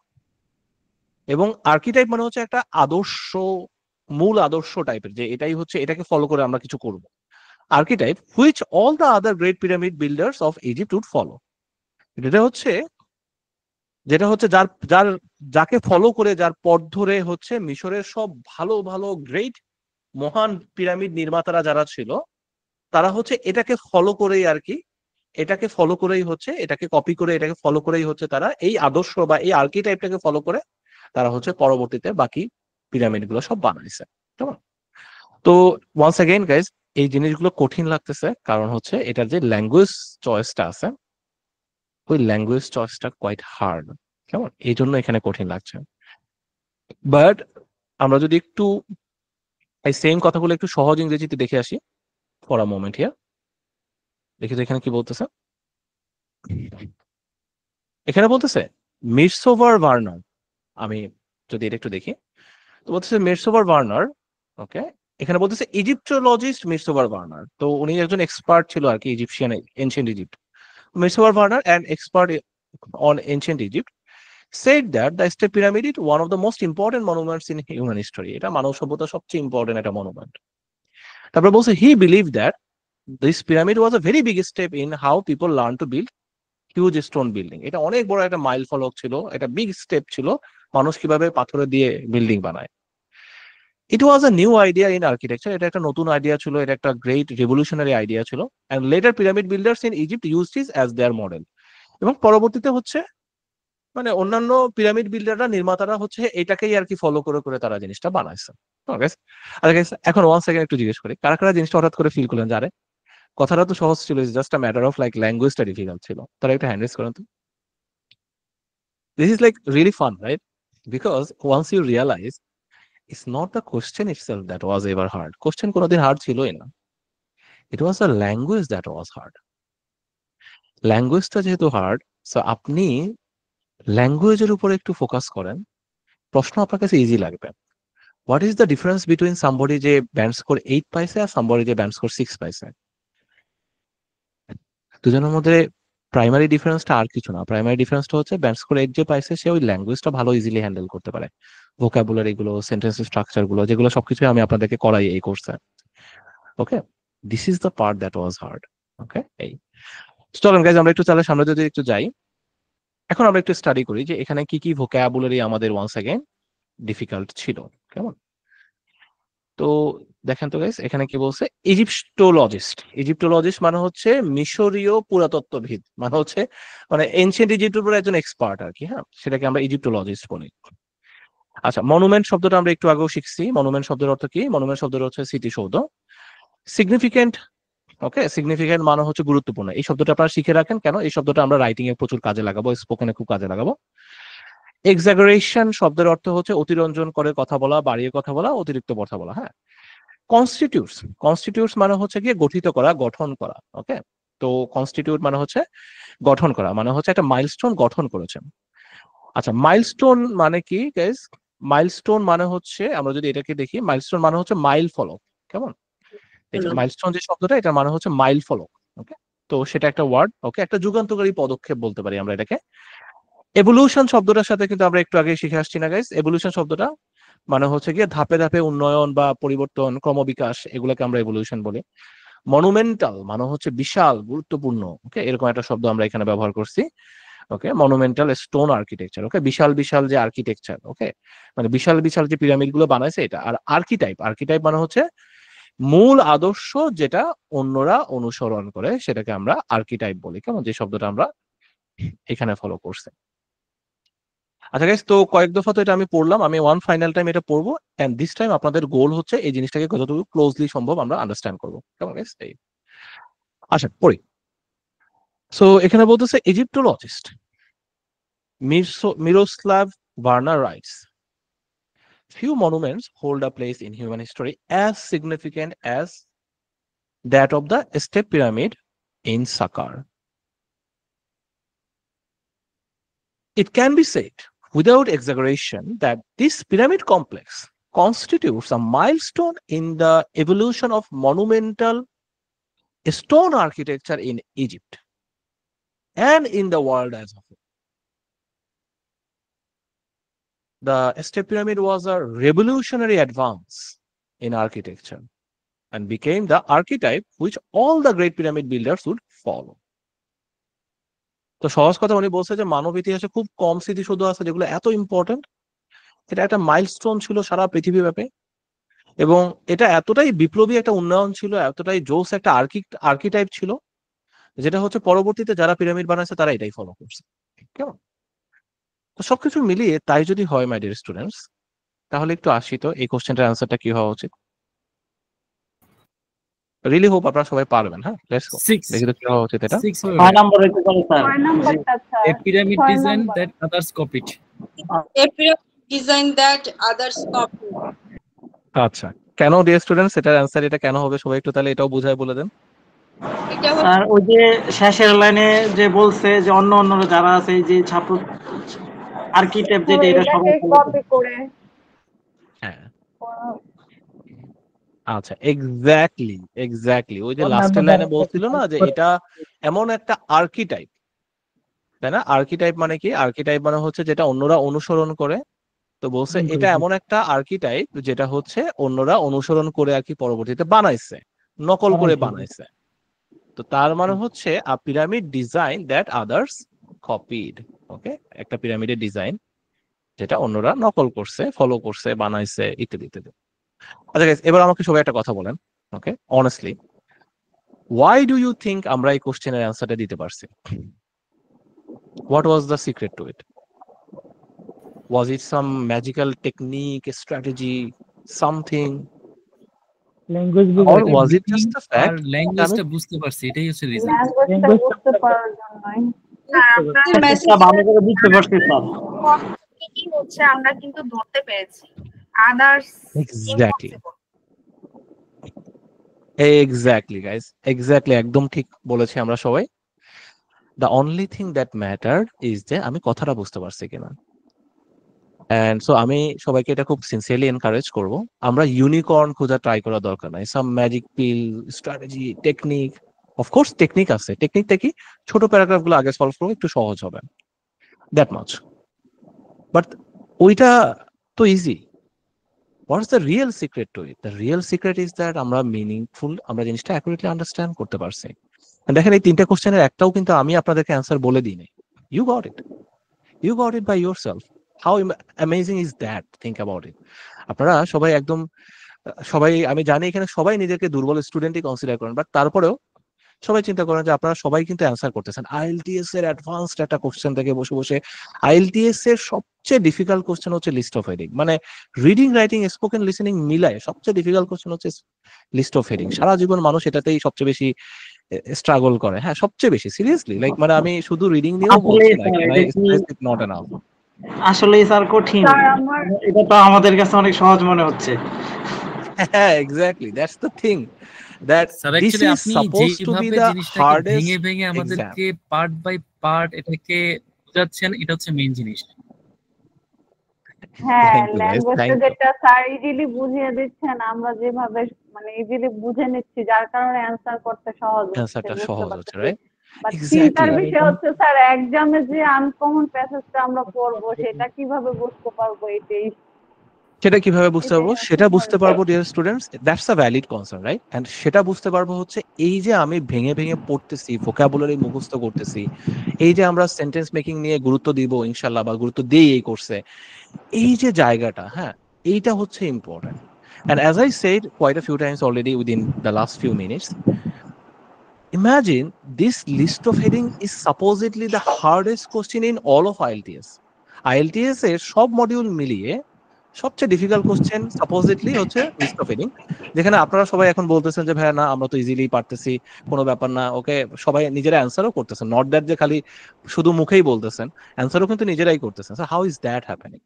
Just that আমরা ওই ল্যাঙ্গুয়েজটা হ্যান্ডেল করতে পারতেছি। কেমন? সো এই জায়গাটা খুব ইম্পর্টেন্ট, আমরা সবাই এই জায়গাটাতে ফোকাস করবো ইনশাল্লাহ। কেমন গাইস? এই স্যার একটা আচ্ছা, কোশ্চেন ছিল স্যার। হ্যাঁ হ্যাঁ সিস্টার বলুন, কি প্রশ্ন? স্যার এই লিস্ট অফ হেডিংস এর জন্য কি যে প্যাসেজটা নির্ধারিত থাকবে, এই প্যাসেজের মধ্যে থেকে কি আরো অন্য কোনো ক্যাটাগরির কোশ্চেন থাকবে? হ্যাঁ স্টুডেন্ট, এখানে আরো ক্যাটাগরির কোশ্চেন থাকবে, তবে সাধারণত যেটা হয় সেটা হচ্ছে লিস্ট অফ হেডিং যখন থাকে, এর পাশাপাশি যে কোশ্চেন গুলো দেওয়া থাকে সেগুলো সাধারণত খুব সহজ কোশ্চেন দেওয়া হয়, বিকজ এক্সামিনাররাও কিছুটা হলো ব্যালেন্স করে, এক্সামিনাররাও ফিল করতে পারে যে এটা কঠিন কোশ্চেন। তো সেজন্য ওরা সাধারণত হচ্ছে, যেমন ধরেন এই প্যাসেজটাতে নিচে একটা নোট কমপ্লিশন দেওয়া আছে। নোট কমপ্লিশন হচ্ছে আইএলটিএস এর সবচেয়ে ইজি শূন্যস্থান পূরণ যেটাকে বলা যেতে পারে, ওটা হচ্ছে নোট কমপ্লিশন। পাশাপাশি হচ্ছে দেখেন এখানে একটা মাল্টিপল চয়েস কোশ্চেন দিছে, যেটাও আপনারা পারবেন ইনশাল্লাহ। কেমন? সো পয়েন্ট বিং, এটা ইন্টারমিডিয়েট লেভেলের ডিফিকাল্টি কোশ্চেন অবশ্য, বাট তারপরেও তো হ্যাঁ, টু আর অ্যান্সার ইউর হচ্ছে first of all answer your question এখানে পাওয়া যায়। আরো কোশ্চেন থাকতে পারে, ইয়েস আর হচ্ছে জি। স্যার এই যে লিস্ট অফ হেডিং এই কোশ্চেনটা অ্যান্সারের আগে আমরা এখন যেভাবে মানে একটা প্যারা যেভাবে একদম ডিটেল সুন্দরভাবে পড়তেছি, তো ওই সময় কি এই টাইম পাওয়া যাবে এই নাম মানে এই লিস্ট অফ হেডিং অ্যান্সারটার সময় আমি পুরাটা প্যাসেজ কিভাবে পড়তে এই টাইম পাবো পর্যাপ্ত পরিমাণে? That's actually excellent question, and এই জিনিসটা আমি একটু পরে আপনাদেরকে অ্যাড্রেস করতাম, বাট ইউ নো হোয়াট, যেহেতু কথাটা উঠছে, কথাটা আমি এখনই অ্যাড্রেস করবো। কেমন? সো জাস্ট একটা মিনিট আমাকে একটু টাইম দিন, হ্যাঁ, জাস্ট একটা মিনিট, আমি এই জিনিসটা একটু ক্লাসের শেষে দিয়ে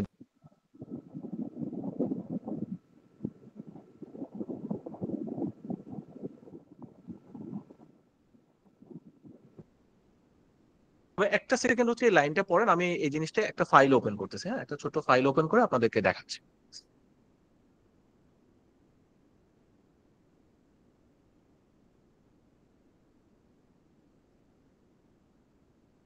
আচ্ছা, কথা হচ্ছে যে ভাইয়া, আমরা হচ্ছে এই যে লিস্ট অফ হেডিংটা আছে, হ্যাঁ, এই লিস্ট অফ হেডিংটা, এটার ব্যাপারে টাইম ম্যানেজমেন্ট আমরা কিভাবে করবো, বিকজ আমরা তো হচ্ছে টাইম পাবো না। তো রেস্টুরেন্টস আসলে এখানে যে জিনিসটা খুব ম্যাটার করে সেটা হচ্ছে reading speed and reading fluency. কেমন? রিডিং স্পিড এবং রিডিং ফ্লুয়েন্সির ব্যাপারটা একটু বলি, যে আসলে এই লিস্ট অফ হেডিং কোশ্চেন গুলো যদি আমরা একটু সবাই ক্লোজলি চিন্তা করি, এখানে এক একটা প্যারাগ্রাফকে পড়ে সেটার মূল বিষয়বস্তুটা বুঝে সেখান থেকে অ্যান্সারটা, আমাদেরকে একটা টাইটেল সিলেক্ট করতে হয়, অ্যান্সারটা দিতে হয়। তো এই কোশ্চেন গুলাতে স্টুডেন্টদের একটা খুব মেজর প্রবলেম যেটা হয় সেটা হচ্ছে টাইম শেষ হয়ে যায়। কেমন? কেন টাইম শেষ হয়ে যায়? ন্যাচারালি বিকজ প্যারাগ্রাফ গুলো কিন্তু আমাকে একবার হলেও মিনিমাম পড়া লাগে, এন্ড যদি আমি না পড়ি তাহলে আমি মূল বিষয়বস্তু বোঝাতে প্রশ্নই আসে না। তো তখন কোশ্চেন হচ্ছে যে ভাই এখন করবোটা কি, এটা তো শেষ করতে পারবো না, তাই না?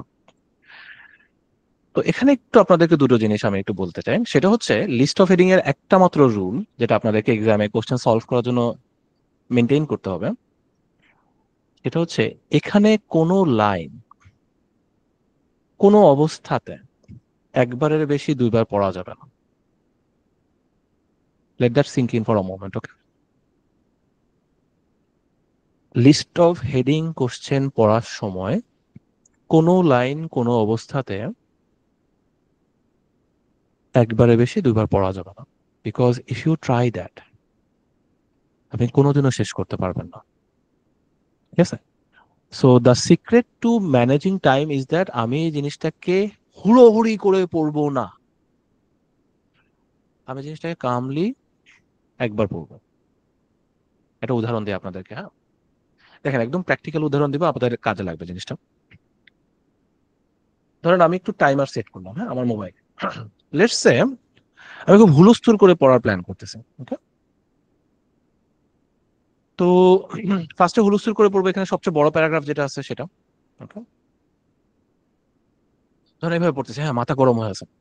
When finally completed, the step pyramid, step pyramid rose 62 meters high and was the tallest structure of its time. The complex in which it was built was the size of an ancient city and included a temple and courtyard and shrines, living quarters for the priests. It covered a region of 16 hectares and was surrounded by 1.5 meters high. And the wall had 13 floors and cut into it, one through its corner. And the entire wall was ringed then by trench and 70 meters long and 40 meters high. And the first door and the trench was incorporated into the complex and to discourage unwanted visitors. This someone who is to enter, guys, আমি জানি আপনাদের অনেকেরই heart attack শুরু হয়েছে, but let me just continue, right? If someone wished to enter, or she would have needed to know in advance how to find location of the true opening of the wall. Joseph was so proud on his completion that he broke the tradition of having only his own name and on the monument, and in what his name was carved as well.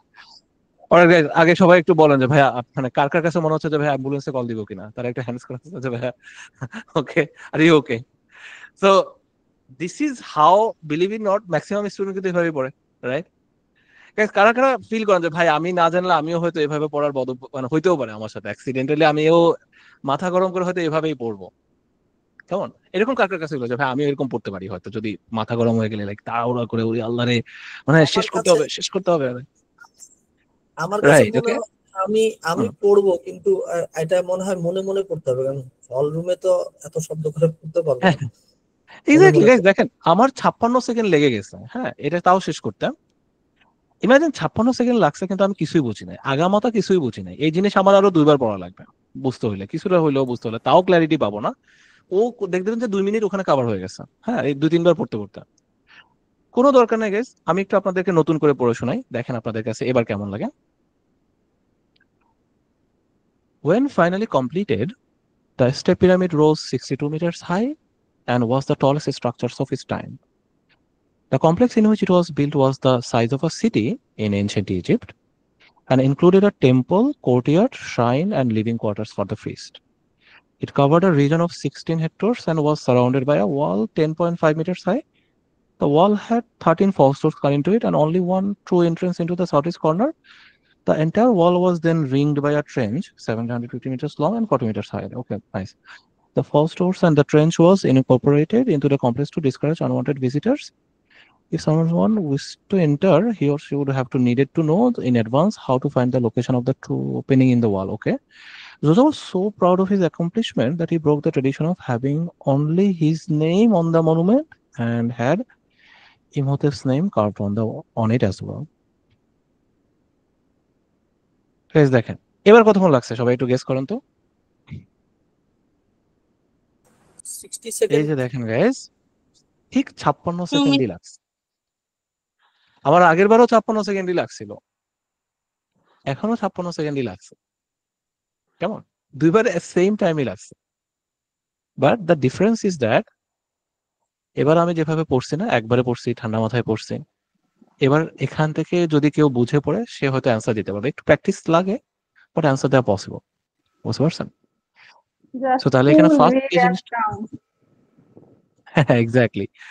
So guys, the first thing that we have to then remove from our habit is like rushing it. হ্যাঁ, তো guys, oh my god, like কি করবো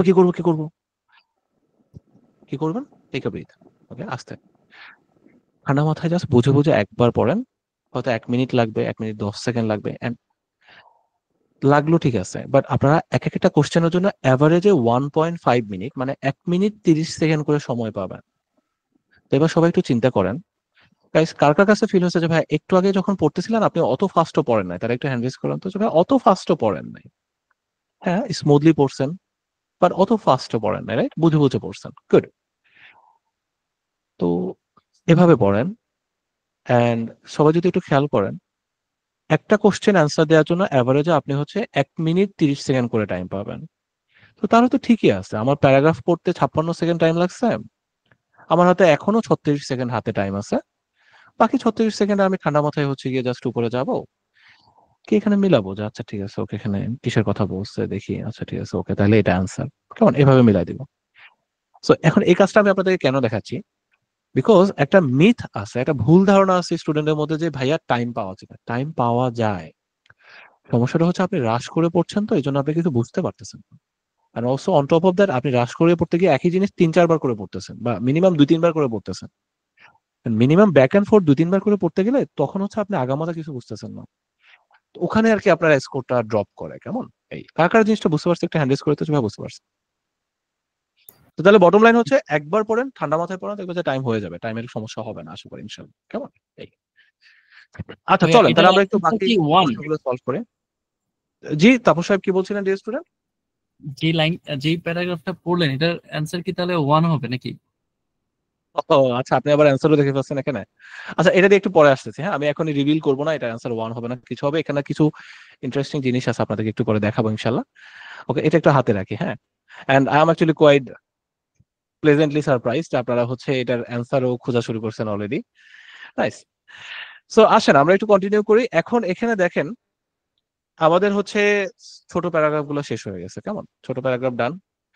এবার হচ্ছে আমরা একটু বড় paragraph গুলোর দিকে টার্গেট করবো। তো বড় প্যারাগ্রাফ গুলো আমরা সবচেয়ে বড় যেগুলো আছে, যেমন ধরেন এই যে এইমাত্র যেটা পড়লাম, এই প্যারাগ্রাফটা হচ্ছে কি আমাদের আপাতত ধরার দরকার নাই। এরকম বড় 2টা প্যারাগ্রাফ ছিল, এই বড় 2টা প্যারাগ্রাফ, প্যারাগ্রাফ ই আর প্যারাগ্রাফ ডি, এগুলো পড়ার দরকার নাই আপাতত, হ্যাঁ এগুলো বাদ দেন, আমরা হচ্ছে ছোট প্যারাগ্রাফ গুলো আগে সলভ করে ফেলবো, ঠিক আছে গাইস? আচ্ছা, বাট ছোট এই বাকি দুইটা প্যারাগ্রাফের জন্য একটা ছোট্ট কাজ করতে যাচ্ছি, সেটা হচ্ছে গাইস আমি এই যে এতক্ষণ যেভাবে হচ্ছে এখানে এইটা করছি, এইটা ওকে কারা কারা চাচ্ছেন যে ভাইয়া একটু এটা বাদ দিয়ে, সাপোর্টটা বাদ দিয়ে একটু নর্মালি জাস্ট রটা দেখি কেমন লাগে, তারা একটু হ্যান্ড রেজ করেন তো যে ভাই দেখি একটু, দু তিনটা তো হচ্ছে গিয়ে সাপোর্ট নিয়ে করলাম, একটা একটু র স্টাইলে করে দেখি, তারা একটু হ্যান্ড রেজ করেন তো যে ভাই করে দেখি ওদের কেমন লাগে। আচ্ছা আসেন, ঠিক আছে। সো ওকে, তো ইন দ্যাট কেস আমরা যদি একটু এটা পড়ি, এখানে বলতেছে জোজা ওয়াজ দ্য, দেখেন আপনাদের তাও যদি হেল্প লাগে আমি কিন্তু এখানে দিয়ে রাখছি, হ্যাঁ আপনারা তাও একটু মিলাই নিতে পারেন। তো বলতেছে জোজা was the first king of the third dynasty of Egypt and the first to build in stone. মানে জোজা ইজিপ্টের থার্ড ডাইনেস্টির প্রথম রাজা ছিলেন এবং তিনি প্রথম ব্যক্তি যিনি হচ্ছে পাথরের উপরে ডিপেন্ড করে আর কি কোনো কিছু নির্মাণ করছেন। তারপর আরো বলছে prior to Djoser's reign tombs were rectangular monuments made of dried clay brick. তো জোজা শাসনামল যেটা ছিল তার আগে টুমস বা সমাধি কক্ষ যেগুলো ছিল, টুমস মানে কিন্তু সমাধি কক্ষ, হ্যাঁ এগুলা রেক্ট্যাঙ্গুলার শেপের হতো, রেক্ট্যাঙ্গুলার আকৃতির হতো, হ্যাঁ ট্রায়াঙ্গেল রেক্ট্যাঙ্গুলার আকৃতি হতো এবং এগুলো হচ্ছে শুকনা মাটি দিয়ে তৈরি করা হতো। which covered underground passages where the deceased person was buried, যেখানে হচ্ছে আন্ডারগ্রাউন্ড হচ্ছে গোপন সব রাস্তাঘাট থাকতো, পথ থাকতো, যেখানে হচ্ছে গিয়ে মৃত ব্যক্তিকে আর কি কবর দেওয়া হতো। তো তারপর আরো বলতেছে যে for reasons which remain unclear, Zoser's main official, whose name was Imhotep, conceived of building a taller, more impressive tomb for his king by stacking stone slabs on top of one another, progressively making them smaller to form the shape now known as a step pyramid. অনেক লম্বা একটা sentence guys, okay don't worry, এটা আমি একটু আপনাদেরকে আলাদা করে দেখানো লাগবে লম্বা লম্বা সেন্টেন্স গুলো কিভাবে প্র্যাকটিস করে, বাট আপাতত আমরা একটু হেল্প নিয়ে আগাই। তো এখানে বলা হয়েছে যে for reasons which remain unclear, মানে হচ্ছে যে এরকমটা আসলে তারা কেন ডিসিশন নিছিল সেটা আমরা ক্লিয়ার না। জোজার্স মেইন অফিসিয়াল, জোজার যে মেইন প্রধান কর্মকর্তা ছিল ওনার নাম ছিল ইমহোতেপ আর কি, conceived of building a taller more impressive tomb for his king, এমন একটা পরিকল্পনা করছেন যেখানে হচ্ছে তিনি আরেকটু আর কি আরেকটু উঁচু আরেকটু ইমপ্রেসিভ আর কি একটা টুম বানানো চিন্তা করছে, progressively making them by stacking stone slabs on top of one other to progressively making them smaller to form the shape now known as the step pyramid. অনেক কঠিন একটা কথা বলছে, ওকে। তো উনি বলছে একটা পরিকল্পনা করছে যে তিনি আরো একটু ইমপ্রেসিভ একটা টুম বানাবেন, ওকে কিভাবে বানাবেন, একটা স্টোনের উপরে আরেকটা স্টোনকে রেখে একটু একটু করে ছোট ছোট আকারে সাজিয়ে আর কি, মানে হচ্ছে বেসিক্যালি পিরামিডের ক্ষেত্রে যেটা আর কি, একটা পাথর উপর আরেকটা পাথর, আরেকটা পাথর উপর আরেকটা পাথর, কেমন এই যে যেরকমটা আমরা ডিএসট্রোন সেখানে দেখলাম না যে পিরামিডটা কিভাবে বানানো, একটা পাথর উপর আরেকটা পাথর, একটা পাথর উপর আরেকটা পাথর। তো ওভাবে আর কি বলছে যে তিনি একটা পাথর উপর একটা পাথরকে সাজিয়ে একটা উঁচু আর ইমপ্রেসিভ তিনি বানাবে, হ্যাঁ যেটাকে আমরা হচ্ছে স্টেপ পিরামিড নামে এখন চিনি, now known as the step pyramid, মানে স্টেপ পিরামিড হিসেবে চিনি। তো guys to be honest I just realized এটা আসলে হেল্প ছাড়া আপনাদের একটু বেশি কষ্ট হয়ে যাবে, আমরা আপাতত হেল্প নেই। তো যেটা বললাম যে এখানে কি বলছে যে এটা কেন তিনি চিন্তা করছিলেন সেই জিনিসটা হয়তো আমাদের কাছে স্পষ্ট না, কিন্তু জোজার যে মেইন প্রধান যেই অফিসিয়াল ছিল, মানে প্রধান কর্মকর্তা যে ছিল ওই রাজার, উনি একটা পরিকল্পনা করছে কি পাথরের উপরে পাথর রেখে একটু একটু করে সুন্দর করে ইমপ্রেসিভ একটা টুম্ব আর কি, একটা সমাধি কক্ষ আর কি, টুম্ব মানে সমাধি কক্ষ। আর আপনারা হয়তো সবাই জানবেন যে পিরামিড গুলো কিন্তু হচ্ছে সমাধি কক্ষ বা টুম, মানে এখানে হচ্ছে ওই তখনকার দিনে ফেরো যারা ছিল তারা মরে গেলে তাদেরকে ওখানে কবর দেওয়া হতো, কারণ তাদের একটা স্ট্রেঞ্জ বলবো আমি, একটা বিলিফ সিস্টেম ছিল যে তারা ভাবতো যে পরকালে তাদের হচ্ছে মানে ইহকালের তাদের যে বডি, এই বডিটা যদি ক্ষতিগ্রস্ত হয় তাহলে পরকালে তাদের সেটা এফেক্ট করবে, আমি যতদূর জানি এরকম একটা ব্যাপার। তো তারা হচ্ছে এটাকে তাদের এই কবর গুলাকে প্রোটেক্ট করার জন্য আর কি তারা ওভাবে ইগুলা বানাইছিল, বুঝছেন গাইজ। তো যাই হোক এখন সবকিছু মিলিয়ে এখানে কি বলছে, এখানে বলতেছে যে ওই তার যে মেইন কর্মকর্তা অফিসিয়াল ছিল ইমহোতেপ, উনি একটা পরিকল্পনা করছে যে পাথরের উপরে পাথর রেখে আরো উঁচু আরো ইমপ্রেসিভ একটা টুম বানাবে, এন্ড এটা উনি কেন করছে সেটা আমরা আসলে ক্লিয়ার না, বাট এই কাজটা উনি করছে, এই জিনিসটা আমরা জানি। আচ্ছা, তো তাহলে এখানে আমরা দুটা জিনিস দেখলাম, তাই না? একটা হচ্ছে যে জোজার যে রাজত্বকাল ছিল তার আগে টুমগুলো একরকম ছিল, তখন হচ্ছে গিয়ে জিনিসটা পাথরের তৈরি ছিল, সরি পাথর না, কাদা দিয়ে তৈরি ছিল, এবং জোজাই হচ্ছে সর্বপ্রথম রাজা যে হচ্ছে পাথর দিয়ে জিনিসপত্র বানাইছে আরো ইমপ্রেসিভ ভাবে, আরো উঁচু করে, ইত্যাদি ইত্যাদি। লাস্টের লাইনগুলোতে দেখি তো কি বলছে, লাস্টের লাইনগুলোতে বলছে স্যার, জোজা is thought to have reign for 19 years. জোজা প্রায় হচ্ছে 19 বছর ধরে শাসন করেছিলেন বলে মনে করা হয়। But some historians and scholars attribute a much longer time for his rule. অনেকেই মনে করে যে সে আরো বেশি লম্বা সময় ধরে শাসন করেছিল, owing to the number and size of monuments he build. এটা কেন ধারণা করা হয়? কারণ হচ্ছে সে কিন্তু আসলে অনেক বড় বড় মানে স্থাপনা তৈরি করছিল, তো এই জন্য মনে করা হয় যেন সে আসলে অনেক লম্বা সময় ধরে নিশ্চয়ই রাজত্ব করছে, তা না হলে তো এত কিছু বানাতে পারতো না, তাই না? এই তো ডিয়ার স্টুডেন্টস, আমরা যদি এখানে তাহলে দেখি ওভারঅল আমাদের এই প্যারাগ্রাফটার মানেটা কি। ওভারঅল এই প্যারাগ্রাফটার মানেটা ছিল এতটুকু। ওকে, আমরা যদি ভোকাবুলারি গুলোতে এখানে আছে, আপনারা আশা করি দেখে নেবেন ক্লাসে পরে। ওকে, সহজ ইংরেজিটাও এখানে আছে, দেখে নিয়ে। বাট আমরা যদি একটু সহজ করে দেখি, এখানে আসলে ওরা প্যারাগ্রাফটাতে তিনটা কথা বলছে, বুঝছেন? প্রথমে বলছে যে জোজা যে রাজা ছিল, উনি সর্বপ্রথম হচ্ছে গিয়ে পাথর দিয়ে জিনিসপত্র বানাইছে। তার আগে আসলে মনুমেন্টস গুলো অন্যভাবে বানানো হতো, হ্যাঁ, কাদা মাটি দিয়ে বানানো হতো। তারপরে বলছে যে কিছু অজ্ঞাত কারণে, কিছু কারণ যেগুলো আমরা আসলে জানি না, জোজার যে অফিসিয়াল কর্মকর্তা ছিল উনি ডিসিশন নিচ্ছে যে আরো উঁচু, আরো ইমপ্রেসিভ পাথরের উপরে পাথর রেখে আর কি একটা বানাবে, হ্যাঁ, একটা হচ্ছে শেপ বানাবে বা টুম বানাবে। মানে আগে হচ্ছে গিয়ে তারা শুকনা মাটি টাটি দিয়ে, ক্লে দিয়ে হচ্ছে বানাতো, নিচে আন্ডারগ্রাউন্ড প্যাসেজ থাকতো, আগে একরকম ছিল। পরবর্তীতে তারা ডিসাইড করলো যে না, আরো ইমপ্রেসিভ, আরো উঁচু, আরো টুম পাথর দিয়ে বানাবো আমরা, এরকম তারা একটা ডিসিশন নিচ্ছে। ফাইনালি তারা বলছে যে রোজা মনে হয় হচ্ছে 19 বছর ধরে শাসন করছে, কারণ সে আসলে অনেক বড় বড় স্থাপনা বানাইছে, তো তাহলে নিশ্চয়ই সে অনেক বড় শাসন করছে, এরকম একটা হিস্টোরিয়ানদের একটা ধারণা আর কি। কেমন? এই তো তাহলে guys, এখন যদি আমরা এই আন্ডারস্ট্যান্ডিংটার উপরে বেস করে আপনার ভোকাবুলারি গুলো একটু ক্লাসে পরে দেখে নিন সবাই, হ্যাঁ। এখন আর আমি দেখালাম না, কারণ কেন দেখাচ্ছি না একটু বলে দিই। এখন 10টা 28 বেজে গেছে, তো আমাদের এখনো 2-3টা প্যারাগ্রাফ শেষ হয় নাই, তো আমরা শেষ করতে পারবো না, হ্যাঁ। এই জন্য আর কি আমি আপাতত আর বেশি ডিটেলসে যাচ্ছি না। আমি শিওর এগুলো আপনারা এতক্ষণ বুঝে গেছেন, আপনারা পড়ে নিতেও পারবেন। তো সবাই একটু আমাকে এখান থেকে একটা অ্যান্সার করেন তো দেখি, যে এই কোশ্চেনটার অ্যান্সার কি হওয়া উচিত। স্যার 7 নাম্বারটা হইতে পারে, an idea for changing the design of boreal structure। এটা হতে পারে, জি ভাই, কেন 7 হতে পারে? নাম্বারটাই, yes 7। কারণ ওখানে যে মাটি থেকে এখন স্টোনে চেঞ্জ হইছে যে এই ব্যাপারটা, এবং সেখানে নতুন ডিজাইন। Nice nice.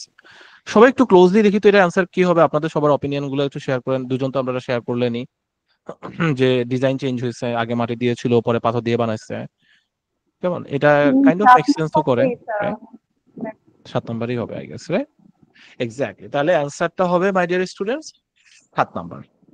কেন 7 নাম্বার? কারণ ওই যে শুরুতে বলছিল যে শুরুতে তারা, আপনারা ঠিকই বলছেন সবাই, শুরুতে তারা হচ্ছে গিয়ে কাদামাটি দিয়ে বানাইতো, পরবর্তীতে তারা হচ্ছে দিয়ে বানাচ্ছে। কেমন? পরবর্তীতে তারা কি দিয়ে বানাচ্ছিল যেন গেস? পরবর্তীতে তারা পাথর দিয়ে বানাইছে, আরো লম্বা করে, আরো উঁচু করে, নতুন ডিজাইনে। তাহলে বলছে an idea for changing the design of the burial structure। হ্যাঁ, টুম মানে কি? টুম মানে হচ্ছে সমাধিকক্ষ। আর ব্যারিয়াল স্ট্রাকচার মানে কি? ওটাও হচ্ছে সমাধিকক্ষ। কেমন গাইস? টুম, ব্যারিয়াল স্ট্রাকচার এগুলো সব সেম জিনিস, হ্যাঁ।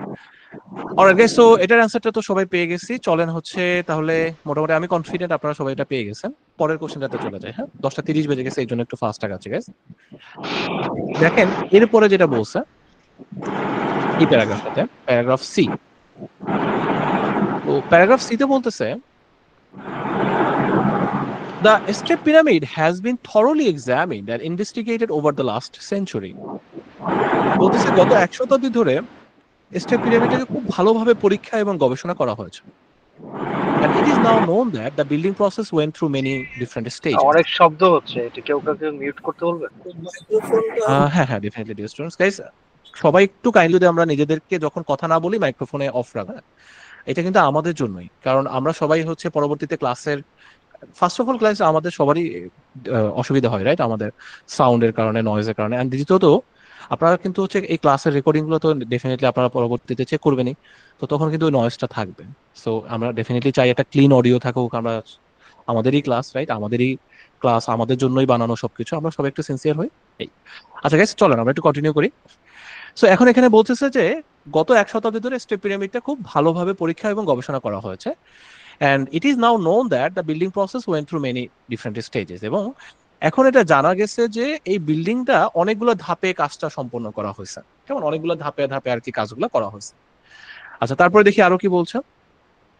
পরের ধাপে বলতেছে historian Mark van de Mirup comments on this, writing much experimentation was involved, which is especially clear in the construction of the pyramid in the center of the complex. ওকে, তো ইতিহাসবিদ mark van day মিরুপের কথা এখানে আর কি বলছে। তো ওনার কথা কি বলছে ডিয়ার স্টুডেন্টস, ওনার কথা বলছে যে উনি মন্তব্য করছে যে এখানে অনেক পরীক্ষা নিরীক্ষা করা হয়েছিল, যেটা বিশেষ করে বোঝা যায় পিরামিডের সেন্টারের যে কমপ্লেক্সটা আছে সেটার কনস্ট্রাকশনটার দিকে নোটিস করলে। হ্যাঁ, যেটা বিশেষ করে বোঝা যায় পিরামিডের সেন্টার বা মধ্যবর্তী অংশ যেটা আছে সেটার নির্মাণ প্রক্রিয়াটা, মানে সেটা কিভাবে বানানো হয়েছে ওই জিনিসটাকে ক্লোজলি অ্যানালাইজ করলেই এই জিনিসটা দেখা যায়। তারপর আরো বলছে dear students, it had several plans before it become the first pyramid in history, piling 6 levels on top of one another. তো বলতেছে এই পিরামিডের মধ্যে অনেকগুলো আলাদা পরিকল্পনা ছিল, সেভারাল মানে বিভিন্ন পরিকল্পনা ছিল। ইতিহাসের প্রথম স্টেপ পিরামিডের হওয়ার আগে যে এখানে যে 6টা লেয়ারে পাথর রেখে, ওকে 6টা লেয়ারে পাথর রেখে, ওকে 6টা লেয়ারে পাথর রেখে যে হচ্ছে এটা বানানো হয়েছে, এই জিনিসটা হওয়ার আগে এখানে অনেক প্ল্যানের মধ্যে দিয়ে গেছে। কেমন কারা কারা বুঝতে পারতেছি একটু হ্যান্ড রেজ করে তো, যে ভাই লাইনটা বুঝতে পারছি, একটু ডিফিকাল্ট একটা লাইন ছিল। আচ্ছা আশা করি সবাই বুঝতে পারছেন, রাইট? ঠিক আছে, তারপরে যদি আমরা পরের লাইনটা একটু দেখি, এরপরে কি বলতেছে, লাস্টে দিয়ে বলতেছে the weight of the enormous mass, enormous শব্দটা কি আমরা একটু আগে দেখছিলাম উপরে, দেখেন তো এই যে enormous, কেমন, তো the weight of the enormous mass was a challenge for the builders. ওকে, তো বলতেছে এই যে বিশাল, enormous শব্দের অর্থ হচ্ছে বিশাল, কেমন, তো এই বিশাল মাস মানে হচ্ছে ভরের, ওজনের যেই পাথরগুলা, এগুলা কিন্তু আসলে বিশাল বড় একটা চ্যালেঞ্জ ছিল তাদের জন্য। Who placed the stones at an inward incline in order to prevent the monument breaking up? মানে বলতেছে যে তারা যখন পাথরগুলোকে সামান্য ভিতরের দিকে হেলাই রাখছে আর কি, ইনওয়ার্ড ইনক্লাইন মানে হচ্ছে ভিতরের দিকে হেলাই রাখছে, যেন করে পুরোপুরি মনুমেন্টটা বা স্থাপনাটা ভেঙে না পড়ে। কেমন, তো এখানে আসলে লাস্টের লাইনটার মিনিংটা এটা দাঁড়ায় যে এখানে যে এত বড় একটা এনর্মাস একটা যে মাস ছিল, মানে এত ভারী ভারী পাথর ছিল, এইটা ইট ওয়াজ আ চ্যালেঞ্জ ফর বিল্ডার্স। হ্যাঁ, এটা অনেক বড় একটা চ্যালেঞ্জ ছিল তাদের জন্য, খুব কঠিন একটা কাজ ছিল এরকম কিছু একটা, যারা হচ্ছে গিয়ে জিনিসটাকে একটু ভিতরের দিকে খেলাই আর কি বসাইছে যাতে পিরামিডটা ভেঙে না যায়। তাহলে গাইজ আমরা যদি একটু সবাই ক্লোজলি জিনিসটা মাথার মধ্যে গুছাই ফেলি, বলতেছে পিরামিডটাকে গত 100 বছরে অনেক পরীক্ষা নিরীক্ষা করা হয়েছে, এক্সামিন করা হয়েছে, এটা অনেকগুলো স্টেজের অনেকগুলো ধাপের মধ্যে দিয়ে গেছে এই পরিকল্পনাটা, এবং লাস্টে দিয়ে ওই জায়গাটাতে বলছে যে আসলে এখানে অনেক বড় বড় যে পাথরগুলা ছিল সেগুলাকে জায়গা মতো বসানো, একটু ভিতরের দিকে হেলানো অবস্থায় জায়গা মতো বসানো যেই কাজটা ছিল, এটা খুব বড় চ্যালেঞ্জিং একটা ডিফিকাল্ট টাস্ক ছিল, কেন খুব কঠিন একটা কাজ ছিল। তো যদি আমরা ওভারঅল পুরো জিনিসটা এভাবে বুঝে থাকি, তাহলে এবার সবাই একটু অ্যান্সার করেন তো দেখি ডিয়ার স্টুডেন্টস, এই কোশ্চেনের অ্যান্সারটা কি? স্যার 2 নাম্বারটা, 2 number sir, a difficult task for those involved। 2 নাম্বারটা হবে। সবাই যদি একটু ক্লোজলি পড়ি, অ্যান্সারটা হবে 2 নাম্বারটা। আর ডিফিকাল্ট টাস্ক হচ্ছে বলছে অনেক বড় চ্যালেঞ্জ ছিল, তাহলে সেটাই হচ্ছে are difficult task for those who involved. হ্যাঁ, যারা ইনভলভ ছিল তাদের জন্য খুব ডিফিকাল্ট একটা টাস্ক ছিল। আলহামদুলিল্লাহ। আচ্ছা গাইস, এবার একটা মজার জিনিস সবাই একটু খেয়াল করো, স্ট্র্যাটেজি জিনিসটা কেন এতটা ইম্পর্টেন্ট। দেখেন, আমরা এই কোশ্চেন গুলো সলভ করার সময় একটা খুব সিম্পল স্ট্র্যাটেজি ফলো করছি, যেটার কারণে আমরা অনেক অ্যাডভান্টেজ পাইছি। সেটা কি? সেটা হচ্ছে আমরা বড় প্যারাগ্রাফ গুলো পরের দিকে টার্গেট করতেছি, ছোট প্যারাগ্রাফ গুলো আগে টার্গেট করছি, তাই না? তো আমরা ছোটগুলো আগে টার্গেট করছি, তারপরে মাঝারি সাইজের গুলাকে টার্গেট করলাম। আচ্ছা, এটা করা তো অনেক লাভ আছে, সেটা তো আপনারা বুঝতেই পারছেন। এর মধ্যে একটা নতুন বেনিফিট যদি কেউ খেয়াল করেন, সেটা কি বলতে পারবেন গাইস? এটা হচ্ছে স্যার বাই দ্য টাইম, প্রশ্নটা বের করতেও স্যার একটু ইজি হচ্ছে, কারণ আগের গুলা তো অলরেডি মার্ক হয়ে গেছে যে আমি কোন কোশ্চেনের অ্যান্সার গুলো পেয়ে গেছি। এখন যেগুলি পাইনি আমি এক্স্যাক্টলি, সেখান থেকে সার্চ করব। Exactly, well done. সবাই একটু ওনার জন্য তালি দিতে, আমি কথাটা একবার বুঝাই বলছি সহজ করে। বাট দেখেন আরেকটা পার্টিকুলার বেনিফিট যেটা হয়েছে সেটা হচ্ছে আমরা ছোটগুলা এবং মাঝারিগুলো আগে করার কারণে কি হয়েছে, এখানে সবচেয়ে ডিফিকাল্ট যে কোশ্চেন গুলো আমরা হয়তো ফেস করা লাগবে ওইগুলাতে পৌঁছাইতে পৌঁছাইতে এখানকার ম্যাক্সিমাম অ্যান্সার চয়েস কিন্তু শেষ হয়ে গেছে, অলমোস্ট খরচ হয়ে গেছে না? যেগুলো যেগুলো অলরেডি আমরা সিলেক্ট করে ফেলছি সেগুলো তো আউট অফ দ্য ইকুয়েশন। তো এখন আমাদের জন্য কম্পারেটিভলি জিনিসটা অনেক ইজিয়ার হবে এই কোশ্চেনের অ্যান্সার গুলো ফাইনালাইজ করা, বিকজ বড় বড় প্যাসেজ গুলোর মূল বিষয়বস্তু ধরা এমনিতেও একটু কঠিন হতো। তো এই জন্য আমরা এগুলো লাস্টের জন্য রেখে দিছি। এখন কি হয়েছে, সবকিছু শেষের দিকে এখানে অনেকগুলো অ্যান্সার চয়েস আমরা খরচ করে ফেলছি। এখন আছেই অ্যান্সার চয়েস একটা, দুইটা, তিনটা, চারটা, আর চারটার মধ্যে কিন্তু অ্যান্সার করা অনেক ইজিয়ার হবে কম্পেয়ার টু আপনি 9টা 10টা অ্যান্সার চয়েসেস এর মধ্যে একটা সিলেক্ট করাতে। এখন যখন আপনি হচ্ছে জাস্ট লাস্টে দিয়ে অ্যান্সার করবেন না, আপনার জন্য অনেক ইজিয়ার হয়ে গেছে। কারা কারা জিনিসটা বুঝতে পারছি তারা একটু হ্যান্ড রেজ করে তো বুঝতে পারছি।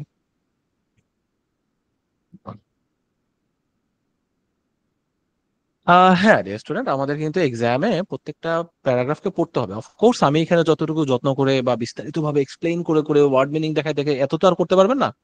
ওখানে আপনি হচ্ছে ওই যে আমি মাঝখানে যেভাবে দেখাইছিলাম না যে একবারই পড়বেন এবং যেইভাবে আমি দেখিয়েছি ঠিক ওভাবেই পড়বেন। হ্যাঁ, ওভাবে পড়ে আপনারা অ্যান্সার করবেন।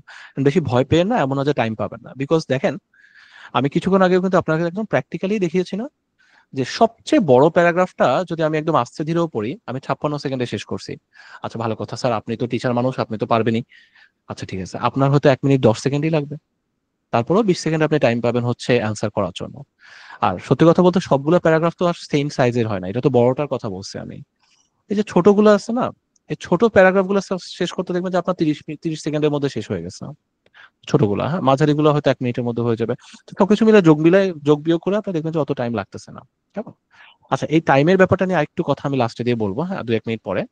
তার আগে চলেন আমরা একটু এই প্যারাগ্রাফটা একটু ফাইনালাইজ করে আসি। হ্যাঁ, প্যারাগ্রাফ সিতে বলতেছে, ডিতে সরি, প্যারাগ্রাফ ডিতে বলতেছে when finally completed the step pyramid rose 62 meters high and was the tallest structure of its time। তো যখন শেষ পর্যন্ত জিনিসটা বানানো হয়েছে তখন আর কি এটা 62 মিটার উঁচু ছিল এবং তখনকার দিনে সবচেয়ে উঁচু স্থাপনা এটা ছিল। The complex in which it was built was the size of a city in ancient Egypt and included a temple, courtyard, shrine, living quarters for the priest। তো বলতেছে এইটা যেই জায়গাটাতে বানানো হয়েছিল সেখানে সেই জায়গাটা প্রাচীন ইজিপ্টের একটা শহরের মতো বড় ছিল, মানে যথেষ্ট বড় একটা জায়গা ছিল, এরিয়াটা যথেষ্ট বড় ছিল এবং তাতে একটা মন্দির বা হাঁটাফেরা চলা করার জন্য আঙিনা, হ্যাঁ শ্রাইন ছিল, বা যারা হচ্ছে এখানে প্রিস্ট বা পুরোহিত ছিল, মানে হচ্ছে যারা ওখানে আর কি ধরেন করতো আর কি। প্রিস্ট মানে তো গাইস আপনারা হয়তো অনেকেই জানেন, প্রিস্ট মানে হচ্ছে যে এই যে এই লোকগুলো আর কি। হ্যাঁ, আমি যদি একটু আপনাদেরকে তাও ছবি দিয়ে দেখাই দিই। প্রিস্ট হচ্ছে বেসিক্যালি আর কি এই টাইপের যারা ধার্মিক লোকজন ছিল আর কি, তাদের কথা বলছে। ধর্মযাজক। পুরোহিত বলে যাদের আর কি, হিন্দুদের মন্দিরে পুরোহিত থাকে ওই টাইপের। হ্যাঁ হ্যাঁ, মন্দিরের প্রিস্টরা যারা ছিল আর কি। তারপর আরো বলতেছে that it covered an area of 16 hectares। কেমন? It covered an area of 16 hectares and was surrounded by a wall 10.5 meters high। তো বলতেছে যে এটার আশেপাশে এটা 16 হেক্টরের একটা জায়গা জুড়ে ছিল, অনেক বড় এরিয়া ছিল, চারপাশে 10 মিটারের রাস্তা এবং চারপাশে হচ্ছে 10 মিটারের একটা উঁচু দেয়াল ছিল। মানে এটা বেসিক্যালি ওরা বলতেছে কি যে এটা অনেক সবচেয়ে উঁচু ভবন ছিল। এটার সাইজ ছিল এত বড় যে এখানে একটা শহরের সমান ছিল তখনকার দিনের। এটা হচ্ছে 16 হেক্টর জায়গা জুড়ে ছিল, এটার আশেপাশে দেয়াল দিয়ে ঘেরা ছিল। কেমন? এন্ড আরো বলতেছে যে the wall had 13 false doors cut into it and only one true entrance into the southeast corner। তো বলতেছে যে এখানে দেয়ালে 13টা মিথ্যা দরজা ছিল, ফলস ডোর ছিল, এবং সত্যিকারের একটাই দরজা ছিল যেটা হচ্ছে সাউথ ইস্ট কোনায় ছিল। হ্যাঁ, তারপর বলতেছে the entire wall was ringed by a trench 750 meters long and 40 meters high। মানে অনেক কথা বলতেছে যে, এবং বলতেছে পুরা দেয়ালটার চারপাশে 700 মিটার লম্বা এবং 40 মিটার চওড়া একটা খাল কাটা হয়েছিল চারপাশে। আচ্ছা, এখন একটা মজার বিষয় শেয়ার করি, সেটা হচ্ছে যেহেতু আপনারা হচ্ছে মোটামুটি সব অ্যান্সার গুলো শেষ করে আসছেন, অ্যান্সার অপশন কম এখন, মানে এই যে এখানকার অ্যান্সার চয়েস তো কম, তো আপনারা সব সময় দেখবেন যে বেশিরভাগ সময় এই পুরোটা শেষ করা লাগবে না, 3 ভাগের 2 ভাগ পড়ে আপনি একটু ট্রাই করে দেখবেন যে অ্যান্সারটা দেখি পাই কিনা। ফর দ্য মোস্ট পার্ট 3 ভাগের 2 ভাগ আমি আমার এক্সপেরিয়েন্সে দেখেছি 3 ভাগের 2 ভাগ পড়লে পেয়ে যাবেন। কেমন? একবার ট্রাই করতে ক্ষতি নাই, যদি পেয়ে গেলাম তাহলে আমার টাইম অনেক সিগনিফিকেন্টলি সেভ হয়ে গেল। কেমন? তো তখন আমরা কি করব, আমরা আপাতত আর বাকিটা পড়লাম না, রাদার আমরা এখানে দেখি কি বলছে সোফার। হ্যাঁ, তো এখানে বলতেছে যে এটা যখন নির্মাণ হয়েছিল 62 মিটার উঁচু ছিল, সবচেয়ে উঁচু স্থাপনা ছিল, এটা একটা শহরের মতো বড় এরিয়া ছিল, আশেপাশে মন্দির ছিল, আঙিনা ছিল, হ্যাঁ, তারপর পুরোহিত যারা ছিল প্রিস্ট তাদের থাকার জায়গা ছিল, তো এই ধরনের বিল্ডিং টিল্ডিং ছিল আর কি। 16 হেক্টরের জায়গা জুড়ে ছিল, চারপাশে আবার দেয়ালও ছিল, হ্যাঁ 10 মিটারের উঁচু। তারপর আরো বলতেছে এখানে মিথ্যা দরজাও ছিল, একটাই সত্যিকারের দরজা ছিল আশপাশে। তারপর এটা বলতেছে চারপাশে হচ্ছে একটা খাল কাটা ছিল, এগুলো এগুলো বলছে না। তো এখান থেকে যদি আমরা এই ওভারঅল আন্ডারস্ট্যান্ডিংটা থেকে যদি একটু ট্রাই করি, এটার আনসার কি হওয়া উচিত? সবাই একটু ট্রাই করে দেখেন তো। নাম্বার 1 স্যার, যে এটা আইডিয়াস হুম হুম নাম্বার হুম 1। হুম হুম হুম। ফাইভেও তো হইতে পারে। আগে try করবো, হ্যাঁ, দেখেন 5 তো। নাম্বারটাও তো হতে পারে এক্সটার্নাল বিল্ডিং, বাইরের সম্পর্কে। না ভাইয়া, 1 নাম্বারটা হবে, কারণ হচ্ছে যে এখানে কিন্তু ইনসাইডের যে টেকনিক্যাল ব্যাপারগুলো সেগুলো বলা হয়েছে, মানে উইদিন দ্য পিরামিডস ইটসেলফ, এই ব্যাপারটা তো ওখানে বলা আচ্ছা হয়েছে, টেকনিক্যাল ব্যাপারগুলো, আচ্ছা তার জন্য 1 নাম্বার। আচ্ছা, 1 নাম্বার হতে পারে কিংবা 5 নাম্বার হতে পারে, রাইট? ওকে, এখন কথা হচ্ছে কোনটা হতে পারে। এবারে সবাই একটু দুইটা কোশ্চেনকে কম্পেয়ার করি। এখানে বলতেছে এরিয়াস এন্ড আর্টিফ্যাক্টস। 5 নাম্বারটা হবে ভাইয়া। আর্টিফ্যাক্টস মানে হচ্ছে ডিয়ার স্টুডেন্টস এই জিনিসটা, কেমন? 5 আর্টিফ্যাক্টস মানে নাম্বার হচ্ছে হবে স্যার। হতে পারে ডিয়ার স্টুডেন্টস, হ্যাঁ, আমি এখনই কনফার্ম করবো না। আর্টিফ্যাক্টস হচ্ছে ধরেন এই ধরনের জিনিসপত্র, পুরানো এই ধরনের জিনিসপত্র, এই যে ধরেন এগুলা, বা ধরেন এই যে হান্ডি পাতিল এগুলা পুরোনো দিনের, এগুলোকে আর্টিফ্যাক্টস বলে আর কি। তো ধরেন বলতেছে যে এটার ভিতরে area within the pyramid itself. হ্যাঁ, উইদিন দ্য পিরামিড ইটসেলফ মানে হচ্ছে পিরামিড যেটা তার ভিতরে কি ধরনের এরিয়া এবং আর্টিফ্যাক্টস ছিল সেটার একটা বর্ণনা। কেমন? তো আমরা যদি একটু রিথিং করি পুরো প্রসেসটা, সবাই একটু বলো তো। এবং তাপস সাহেব আপনি তো যেহেতু এটা সাজেস্ট করছেন, হয়তো ভুল করাটা কিন্তু অস্বাভাবিক কিছু না, ভুল করাটা খুব কমন জিনিস, আপনারা ভুল করতেছেন না এটা খুব আনকমন সবাই। হ্যাঁ, so I am actually quite proud of you at this point guys. জি ভাই, সো যেটা আর্টিফ্যাক্টস বলছিলাম এর যে এই মিনিংটার জন্য আমার অ্যানসারটা তাহলে ভুল হয়ে যাবে, আর্টিফ্যাক্টস এর মিনিংটা আমি ভুল বলছি। এক্স্যাক্টলি আর্টিফ্যাক্টস এর কথাটা কিন্তু বলে নাই, কেমন? ভিতরে কোনো পার্টিকুলার আর্টিফ্যাক্টস এর কথা যেহেতু বলে নাই, নাম্বার 1। নাম্বার 2 হচ্ছে পিরামিডের ভিতরের জায়গার কথা বলে নাই। ধরেন আমি এই বাসায় থাকি, আমার বাসার আশেপাশে রাস্তাঘাটে কি আছে সেটা নিয়ে কথা বলছি, কিন্তু আমার বিল্ডিং এর এখানকার ভিতরে কি আছে বাইরের সেটা নিয়ে কথা বলছি বিল্ডিং এবং বাইরের এরিয়ার বিষয়গুলো নিয়ে কথা হয়েছে। এজন্য কিন্তু ভাইয়া ভাইয়া এক্স্যাক্টলি। একটা ব্যাপার হুম একটু কনফিউজিং, সেটা হচ্ছে যে এটা কিন্তু এই প্যারাগ্রাফটা কিন্তু আপনার ভেতরে যে ফলস দরজা বা এটার ইনসাইডে কি আছে সেটাকে কভার করতেছে, হোয়ারএজ 5 নম্বরে কিন্তু সে শুধু বলতেছে an overview of the external building, শুধুমাত্র এক্সটার্নাল বিল্ডিং এর কথা বলতেছে, কিন্তু মানে এই জায়গাতে সে এরিয়া কনফিউজড আমি ছিলাম। যে এরিয়া ওভারভিউ মানে তো পুরাটা হ্যাঁ, এক্সটার্নাল এরিয়া বিষয় পুরাটা, তো ওভারভিউ ওই কথাটা দিয়ে একটু বোঝাচ্ছে। দুইটাই বলতেছে। এক্স্যাক্টলি। আচ্ছা, একটু আমি যদি আপনাদেরকে সহজ করে দিই, দেখেন আমরা যদি প্যারাগ্রাফটার এই যে এখানে দেখেন মূলত কোথাও বিল্ডিং এর পিরামিডের যে ভিতরে কাঠামোটা, নিয়ে যে কিছু বলেন। হুম হুম পুরো বিল্ডিং হুম হুম হুম স্ট্রাকচারটা যেভাবে তৈরি হয়েছিল, এটা 5 নম্বরে ওটাই বোঝানো হচ্ছে যে ওভারভিউ, পুরো বিল্ডিং এর ওভারভিউ, ওভারভিউটা দেওয়া হয়েছে। এক্স্যাক্টলি পুরো এক্সটার্নাল বিল্ডিং এর ওভারভিউ দেওয়া হয়েছে। এক্সটার্নাল বিল্ডিং মানে হচ্ছে ওই যে মন্দির, আঙিনা, শ্রাইন, মানে হচ্ছে শ্রাইন মানে হচ্ছে যেখানে কবর, হ্যাঁ ওই যে মাজার, শ্রাইন মানে হচ্ছে মাজার, হ্যাঁ, তারপর থাকার জায়গা, এগুলো হচ্ছে বাইরের দিকের বিল্ডিং গুলো, বুঝছেন? টোটাল এক্সটার্নাল বিল্ডিং এরিয়াটা মানে হচ্ছে গাইজ এই যে, হ্যাঁ, এক্সটার্নাল বিল্ডিং মানে হচ্ছে এই যে টেম্পল, এটা একটা বিল্ডিং, কোর্টিয়ার্ড একটা একটা এরিয়া, শ্রাইনটা হচ্ছে মাজার একটা বিল্ডিং, লিভিং কোয়ার্টার হচ্ছে থাকার জায়গা, এগুলো হচ্ছে বিল্ডিং। তো ওই হচ্ছে আপনার এই যে এক্সটার্নাল বিল্ডিংস গুলোর কথা বলছে, কেমন? আর এরিয়াটার কথা বলছে কোন জায়গাটাতে? এরিয়ার কথা বলছে এই যে 16 হেক্টর জায়গা জুড়ে ছিল, আশেপাশে 10 মিটারের দেয়াল ছিল, 750 মিটারের খাল কাটা ছিল। তাইলে এটা আসলে ওভারভিউটা দিচ্ছে কিসের গাইজ? ওভারভিউটা দিচ্ছে বাইরের দিকের। এক্সটার্নাল বিল্ডিংস মানে হচ্ছে বাইরের বিল্ডিং দিকের এর বাইরে বিষয়গুলো দিকটা। অ্যান্সার দেয়া এক্স্যাক্টলি। আর ভিতরের দিকের কথাটাতে যদি বলেন, ধরেন উইদিন দ্য পিরামিড ইটসেলফ, এটা কিন্তু বলে নাই, আর আর্টিফ্যাক্টস এর কথাও কিন্তু বলেনি। কেন আমি বলছি, ধরেন কথা কথা আমি আমার বাসায় থাকি, আমি আমার বিল্ডিং এ থাকি, তো আমার বিল্ডিং এর আশেপাশে কি মুদি দোকান আছে, বিকাশের দোকান আছে, মসজিদ আছে, রাস্তাঘাট কেমন, এটা নিয়ে আমি কথা বলছি, কিন্তু আমি বিল্ডিং এর ভিতরে লিফট আছে কিনা, নাকি সিঁড়ি আছে, জেনারেটর আছে কিনা, এগুলো নিয়ে কথা বলছি না। তো বিল্ডিং এর ভিতরের ব্যাপারে একটা বিষয়, আর বাইরের এক্সটার্নাল বিষয় হচ্ছে আরেকটা বিষয়, কেমন? তো ওখানে উইদিন দ্য পিরামিড যে কথাটা তারা বলছিল সেটা কিন্তু এখানে বলা নাই, কেমন? বিকজ অফ দ্যাট আমরা 1 নাম্বারটা না দিয়ে আমরা হচ্ছে 5 নাম্বারটাতে গেছি। ওকে guys, এবার তো আশা করি সবাই বুঝে গেছেন, একটা হ্যান্ড রেজ করতে সবাই বুঝে গেছে জিনিসটা, জি ভাইয়া বুঝতে পেরেছি। বুঝতে পারছেন না? আচ্ছা, নাইস, আলহামদুলিল্লাহ। চলেন আমাদের জাস্ট তাহলে আর একটা পিরামিডই আছে, আর আরেকটা, সরি গাইস, একটা প্যাসেজই আছে, এন্ড চলেন সেটা আমরা একটু শেষ করে ফেলি। সেটা হচ্ছে এইটা।